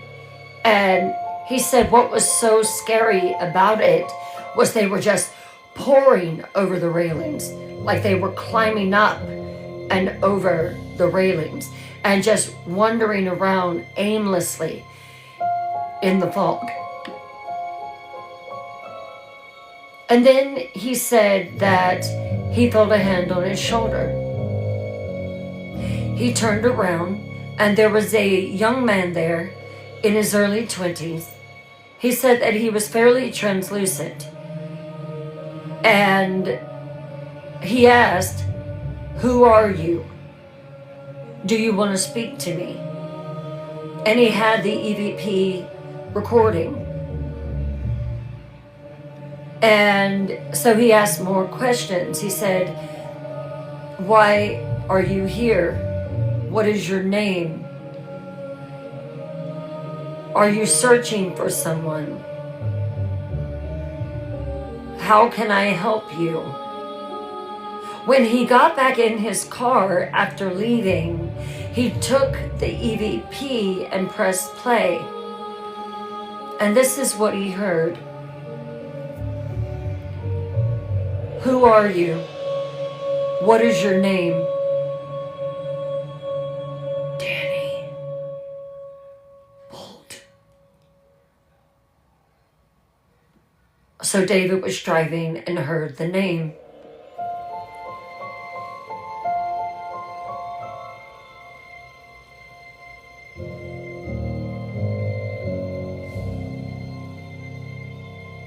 "Why do you want to talk to me?" "Help. Please. I need to find someone." David said he whispered in the car, "Who do you need to find? How can I help you?" "My mom. I can't find her. I need to tell her something. It's been so long. Please, help me."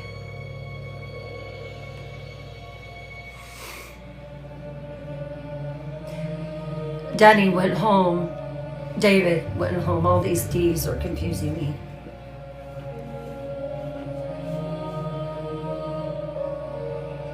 David went home that night, and he immediately knew that he had not cleansed himself before he left the bridge. And Danny Bolt followed him.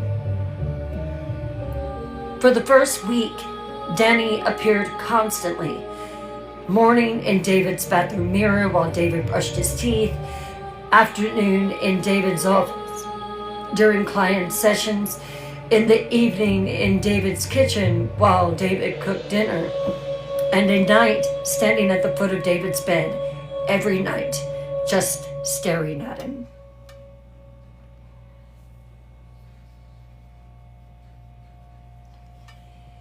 And Danny would say the same thing. "Did you find my mom yet? Please, I need to tell her something important." The haunting continued. Week 2, Danny became more insistent. David was about to lose it because he wasn't getting any rest. If he tried to sleep, Danny would make the bed shake, or he would throw something off a shelf. He was angry. So Danny continued to demand, and David finally said, "Danny, I'm trying, but I need more information. What's your mom's name?" And then Danny responded back and said, "I don't remember. I can't remember her name. Why can't I remember? David asked Danny, "How long have you been at the bridge, Danny?" Danny responded, "I don't know. Long time. So long. Please find her before I forget her face too." David realized that Danny was beginning to fade.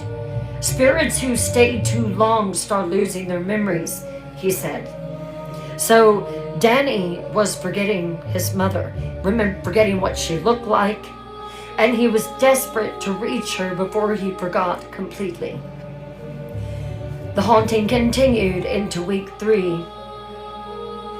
At this point, the psychic David was exhausted, cranky, sleep deprived. He was breaking down.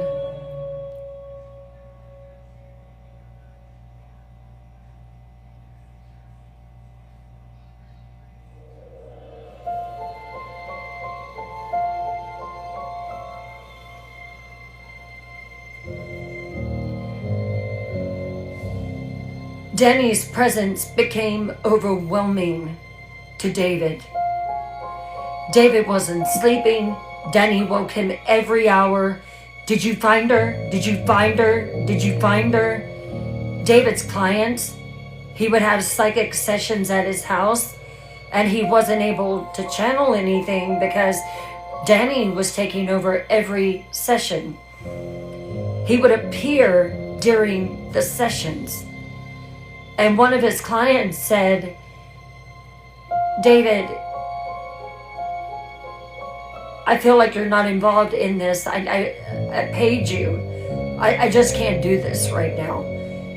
And so they would leave. David's girlfriend confronted him. "David, you look awful. You're not sleeping, you're not eating. What's going on with you?" And David broke down and told her, "There's a spirit that followed me from the Golden Gate Bridge. He won't leave until I help him find his mother, but I don't know how. He can't remember enough information to help me." His girlfriend said, "Then banish him. Send him away. You do it with others." David said, I can't do that. He's not malevolent. He's desperate. I have to help him."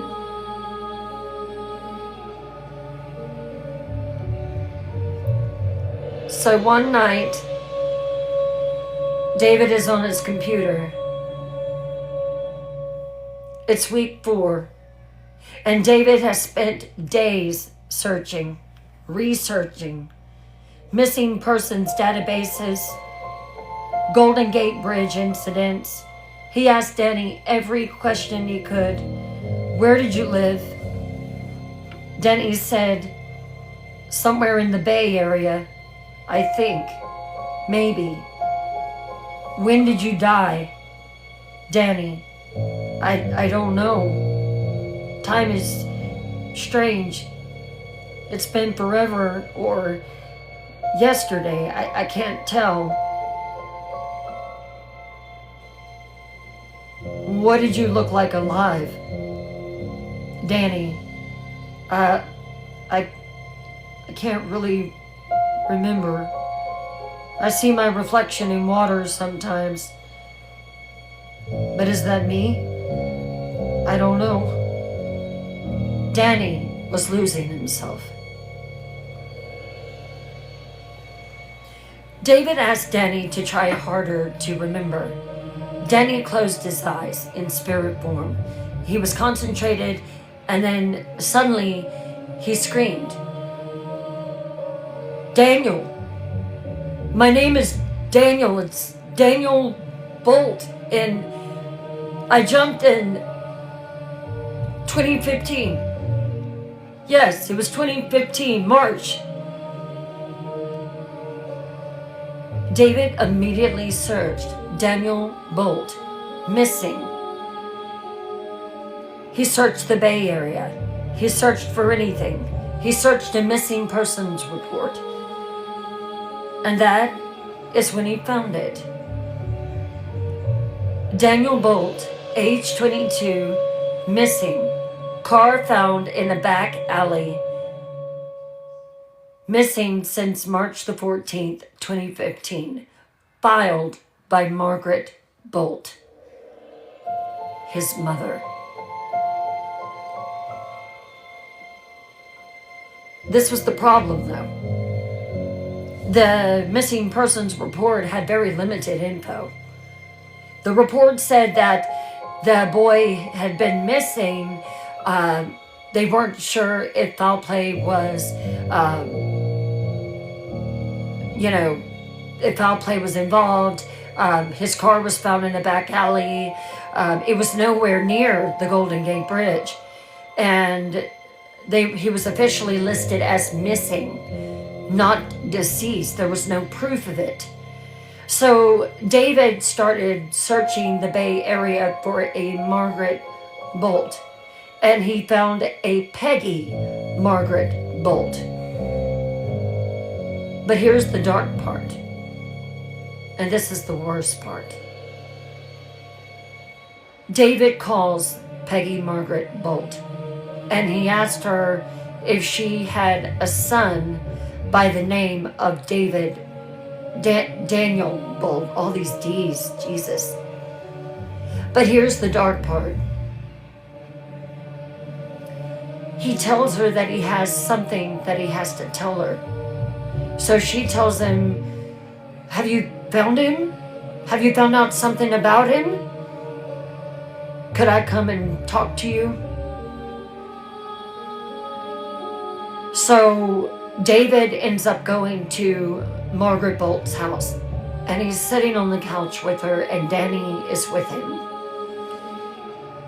And he says, tell me a little bit about Daniel. And she says, he was a happy boy, 18, just graduated from high school, had a job,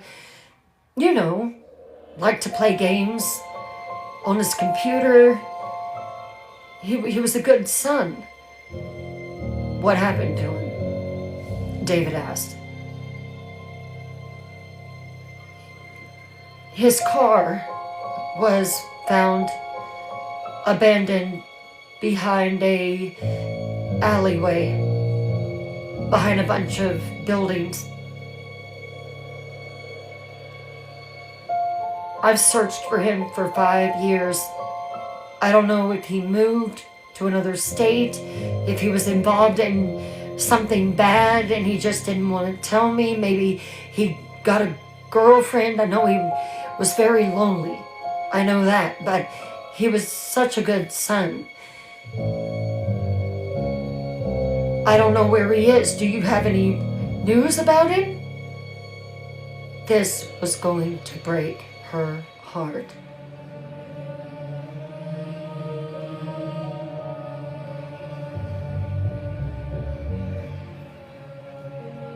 Margaret had no idea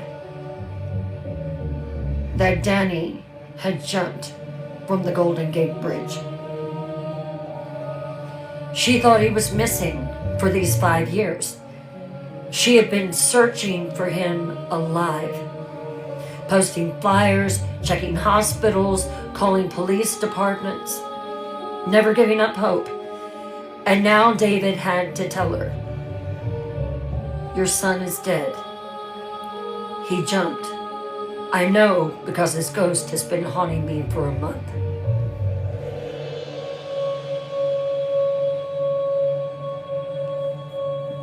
So then he grabs her hands and holds them tightly. I know that this is going to sound crazy,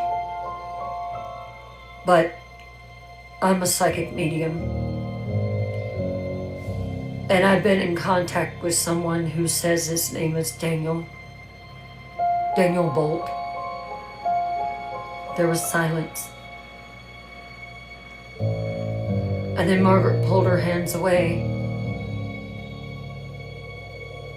What does that mean? My Danny, have you seen my Danny? David responded. Yes, ma'am. Margaret, where is he? Is he okay? Please, I've been looking for him for 5 years. Just tell me where he is. David had to take a deep breath.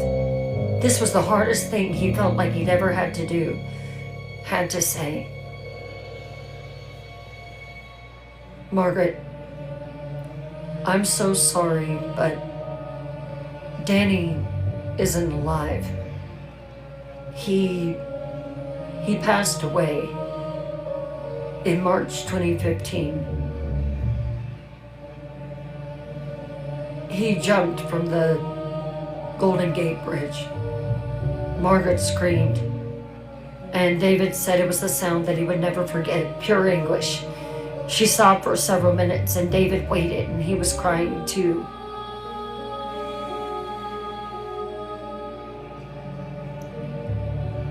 Why? Why did he do it? She asked in their second meeting. They met at a coffee shop. She brought many pictures of Danny. He was such a happy boy. He had his whole life ahead of him. But Danny had told David, I was depressed. I hid it. Mom didn't know. I thought she'd be better off without me, honestly. I was wrong. Tell her I'm sorry. Tell her I love her. Tell her I didn't know she'd search for me. I didn't know she'd never give up. I thought she would honestly just move on. Margaret was crying in the coffee shop. On the third meeting, Margaret asked David, Is he here now? Can I talk to him? They were sitting outside on her porch. David said, I'll try. David went into a trance, and Danny's spirit came through. For just a few minutes, Margaret was able to talk with Danny. She said, I love you. I forgive you. I searched for you every day. I never stopped hoping. You can rest now. And David told Margaret through Danny, Mom, I love you. I'm so sorry. I didn't mean to hurt you. I was just so tired of hurting. And I thought that dying would fix it. But I've been trapped at this bridge for 5 years in pain, alone, until David found me. And then Danny said, thank you for never giving up on looking for me. Thank you for looking. I can go now. I can rest. I love you, Mom. Goodbye. And then Danny's presence faded. For the first time in a month, David felt alone. Danny was gone. He crossed over.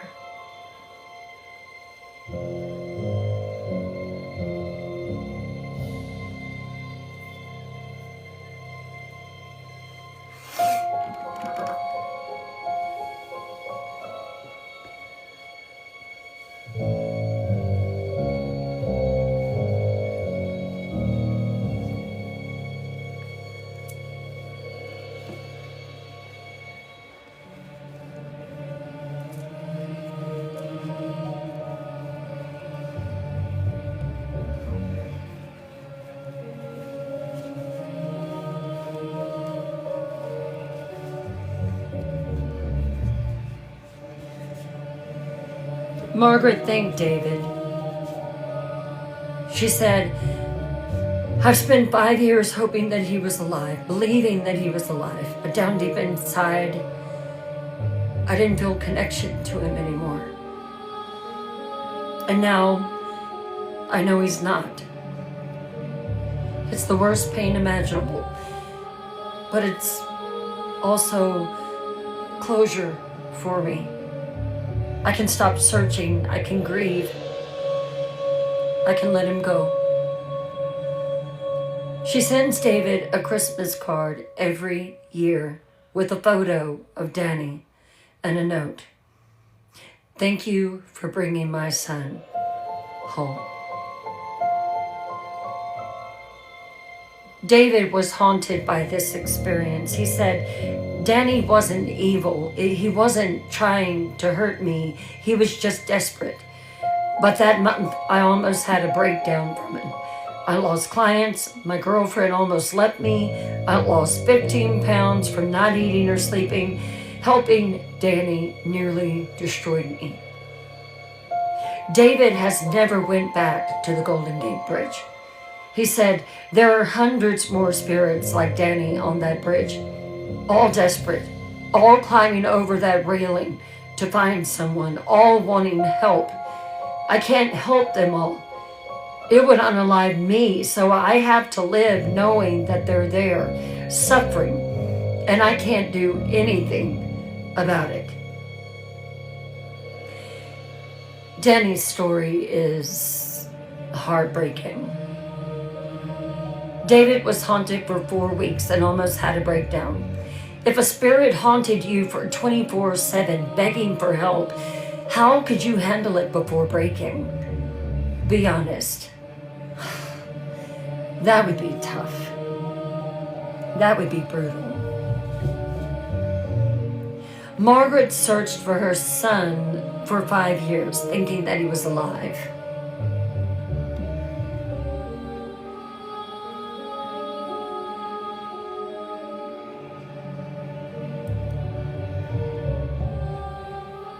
Would you rather know that your loved one is dead or keep hoping that they're alive somewhere? Which is worse?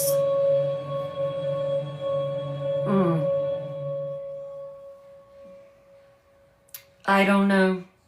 That's a tough one. Danny forgot his own mother's name after being trapped for 5 years. Do you think that spirits lose themselves the longer they're trapped? What happens to them? Your theories. Again, I don't know. I don't know. David can't help the hundreds of other spirits that are still trapped on the bridge. If you had the ability to see them all but couldn't help them, how would that affect you? I think that would be tough for someone with psychic abilities, all these people trying to reach out and communicate and want to communicate with their loved ones. I think that would be hard.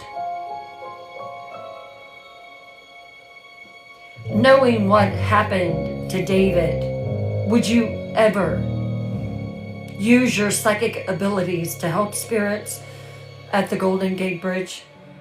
Or would you avoid it completely? Danny's story has layers.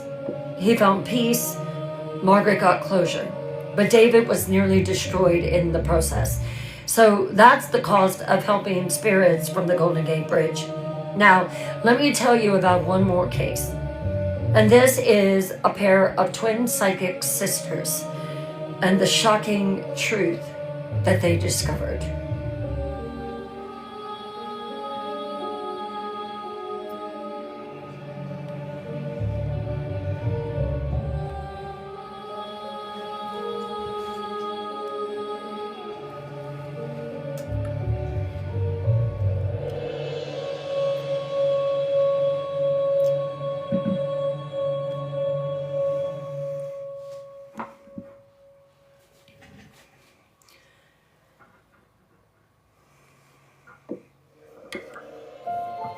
Right, Shay. You do remote work, Foxcora? Wow, that's interesting.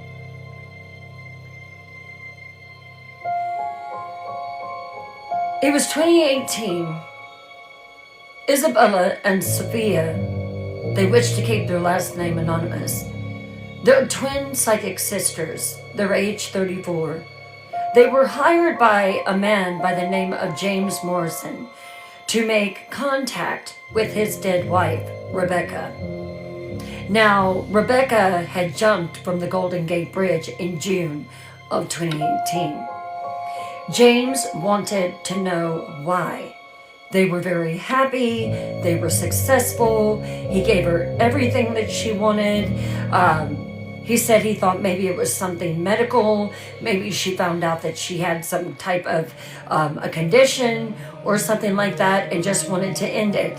But he paid them a lot to come and visit him and give him, you know, something to let him know, because he was in absolute misery.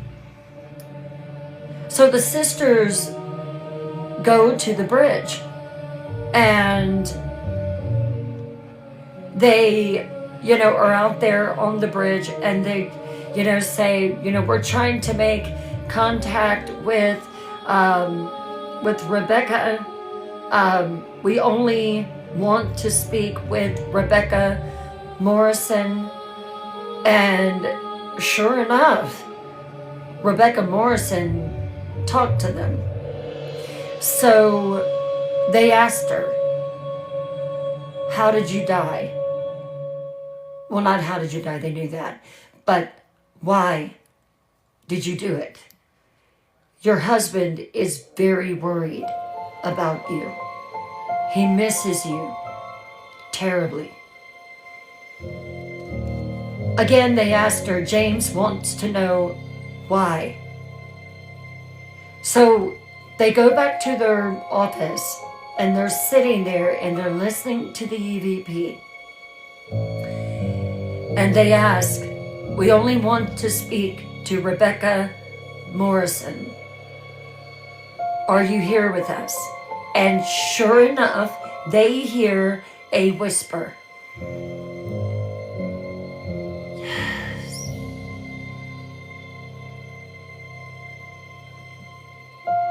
Rebecca, your husband hired us to contact you. James, he's very sad and does not understand why that you did what you did. Why did you jump from the bridge?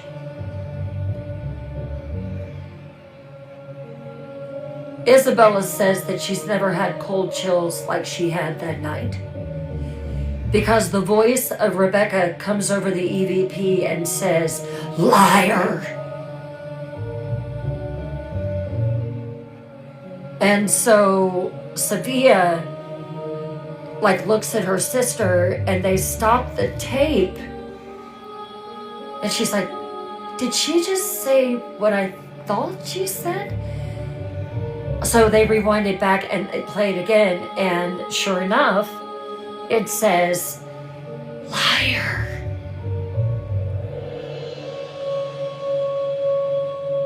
So he doesn't miss me. And then she starts crying and says, I saw him. I saw him with her in my bed. So the sisters contact James and they're like, we found out why that she jumped, James. And he goes, oh, please tell me. I don't know what to do without her. And Sophia said that she was so filled with rage at this guy.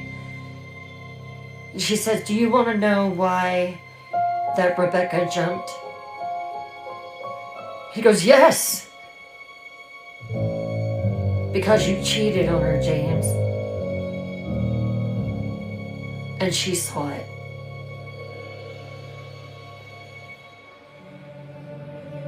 They said that James just broke down. And he said that it was a bad mistake, something that he should have never done, that he was just under a lot of stress, going through a midlife crisis.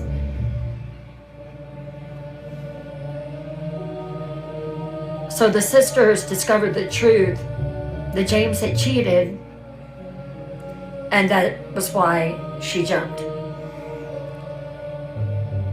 Rebecca's spirit wasn't just trapped by anger there, she was trapped by something else, and it was something that was far darker.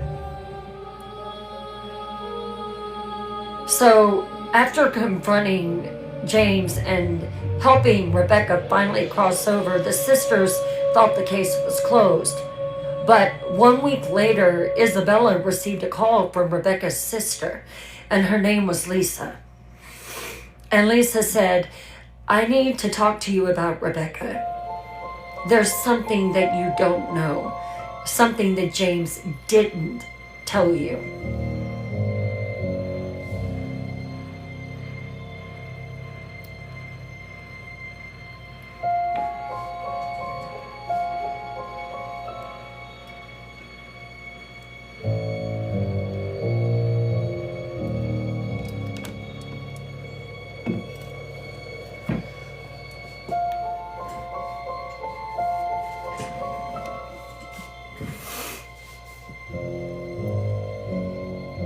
So Isabella and Sophia meet Lisa at the coffee shop, and Lisa looks absolutely terrified.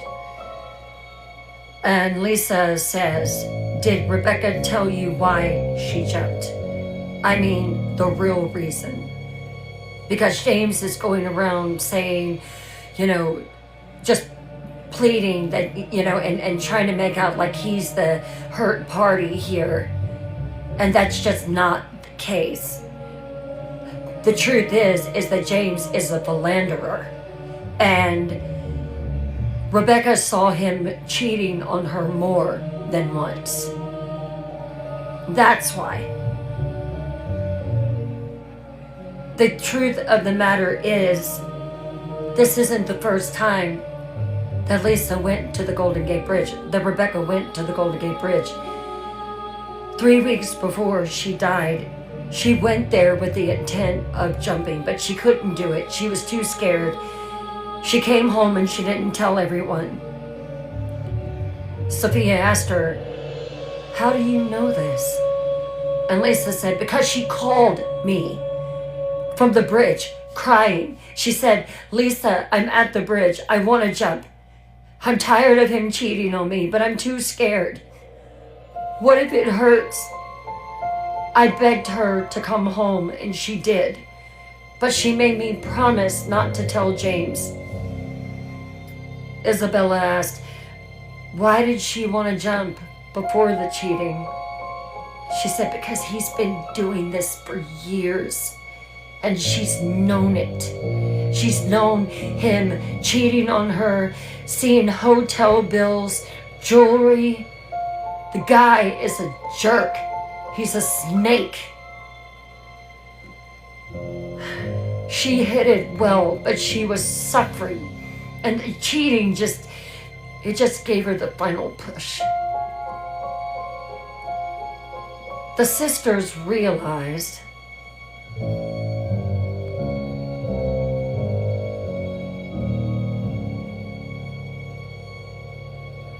that Rebecca had a connection to the bridge before her death, that she had been there, that she felt the pull and that she felt the call. And when she discovered James cheating, the call became irresistible. So they went back to the Golden Gate Bridge to investigate further. This time, they didn't just want to contact Rebecca. They wanted to know, why had Rebecca been drawn there in the first place?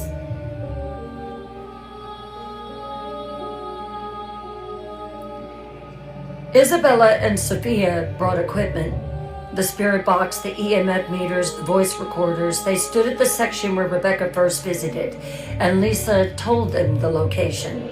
They asked, what called Rebecca here? What drew her to this place?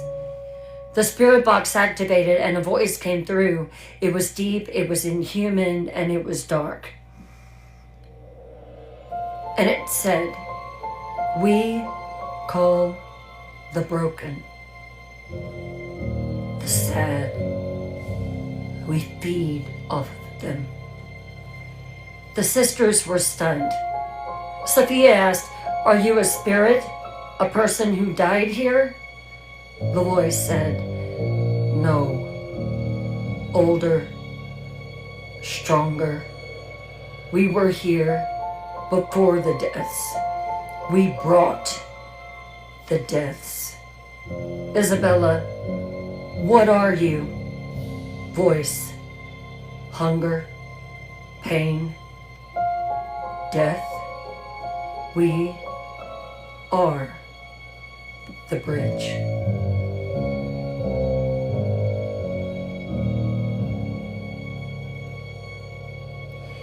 The sisters' conclusion was that the Golden Gate Bridge wasn't just a collection of individual spirits. There's something else there, a dark force. It feeds on death.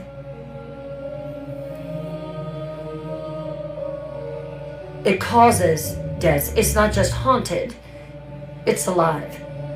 Sophia said, and there's nothing we can do about it. We can help individual spirits cross over, but this entity, it's just too powerful.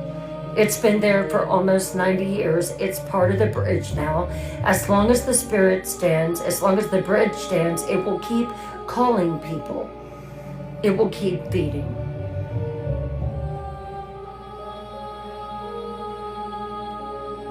I believe, beyond the shadow of a doubt, that the Golden Gate Bridge is haunted.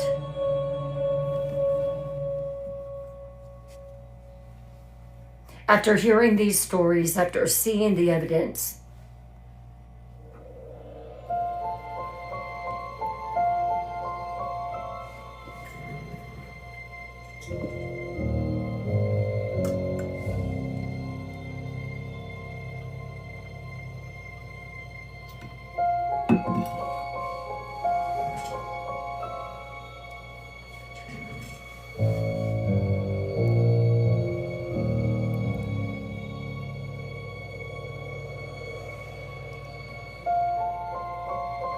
but I don't believe that it's just haunted. I think it's cursed.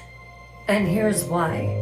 We have thousands of eyewitness reports, workers being attacked, tourists traumatized for life, psychics possessed, mediums institutionalized, families destroyed, spirits following people home, a parasitic entity that feeds on death. This isn't random paranormal activity. This is organized, intentional, and malevolent. I believe the twin psychics. There is something on that bridge, a consciousness made of accumulated death energy. It calls to people, it feeds on pain, and it wants more. And it won't stop until the bridge is gone. Do I foresee them tearing down the Golden Gate Bridge? No. As long as the Golden Gate Bridge stands, the entity will keep calling people. Now, since they put up the safety net, that has helped. New spirits will keep getting trapped. The darkness will keep growing. You can help individual spirits cross over, but you can't stop the entity. It's too old, it's too powerful, and it's too embedded. My final conclusion is the Golden Gate Bridge is haunted. It's cursed, it's dangerous, it's deadly, and it's growing stronger. This isn't just a haunted location. This is a feeding ground for something ancient and evil. The spirits are real, the danger is real, and if you go there, you might not come back the same. Or you might not come back at all. After hearing everything tonight, all the attacks, possessions, traumatized victims, the terroristic entity, do you believe that the Golden Gate Bridge is haunted? Do you think it's cursed? Give me your final verdict. Would you ever visit the Golden Gate Bridge now, even in daylight, even with other people? Is it worth the risk? Would you ever visit the Golden Gate Bridge now? Which story from tonight disturbed you the most or touched you the most? The woman who hasn't been able to speak for 9 years, Brian, who was strangled, the family whose kids were possessed, Amanda, the psychic that was possessed, Robert that was institutionalized. Tell me, do you think that the entity can be defeated, or was the bridge doomed to be cursed forever? Is there any hope? If you could send one message to people planning to visit the Golden Gate Bridge, what would you tell them? What would your warning be?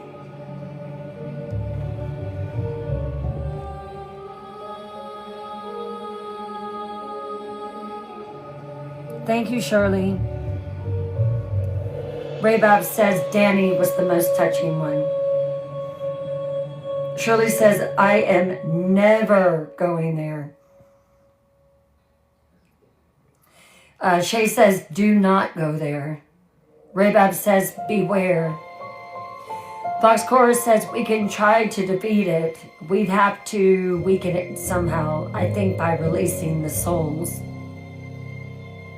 Thank you for your comment, Team Voxcora.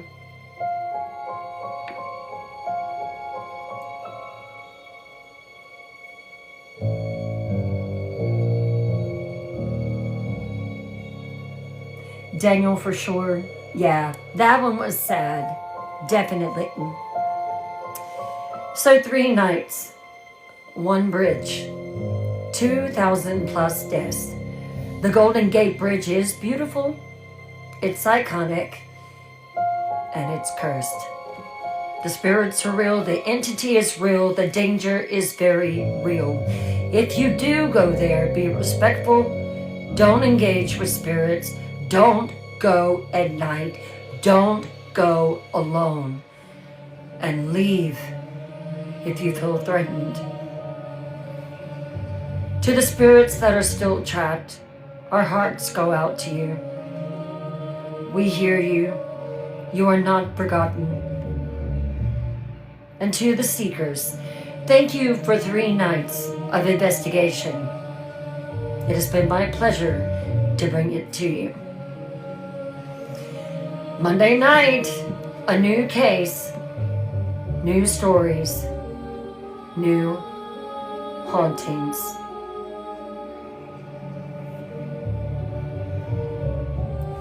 Oh no, Kelly Ray. Definitely not like the bridge on Family Matters. Thank you. Thank you, Raybat. Thank you, Voxcora. Don't go if you're sensitive, right, Shay? You're welcome, Mia. Thank you. Thank you all. All right. Everyone, enjoy your weekend. I love you all. Thank you all so much for the support, for the presents, for the shares, for the repost, for the tapping. Thank you all so much. We couldn't do it without you. And you are the reason that I do it. I love you all. Good night.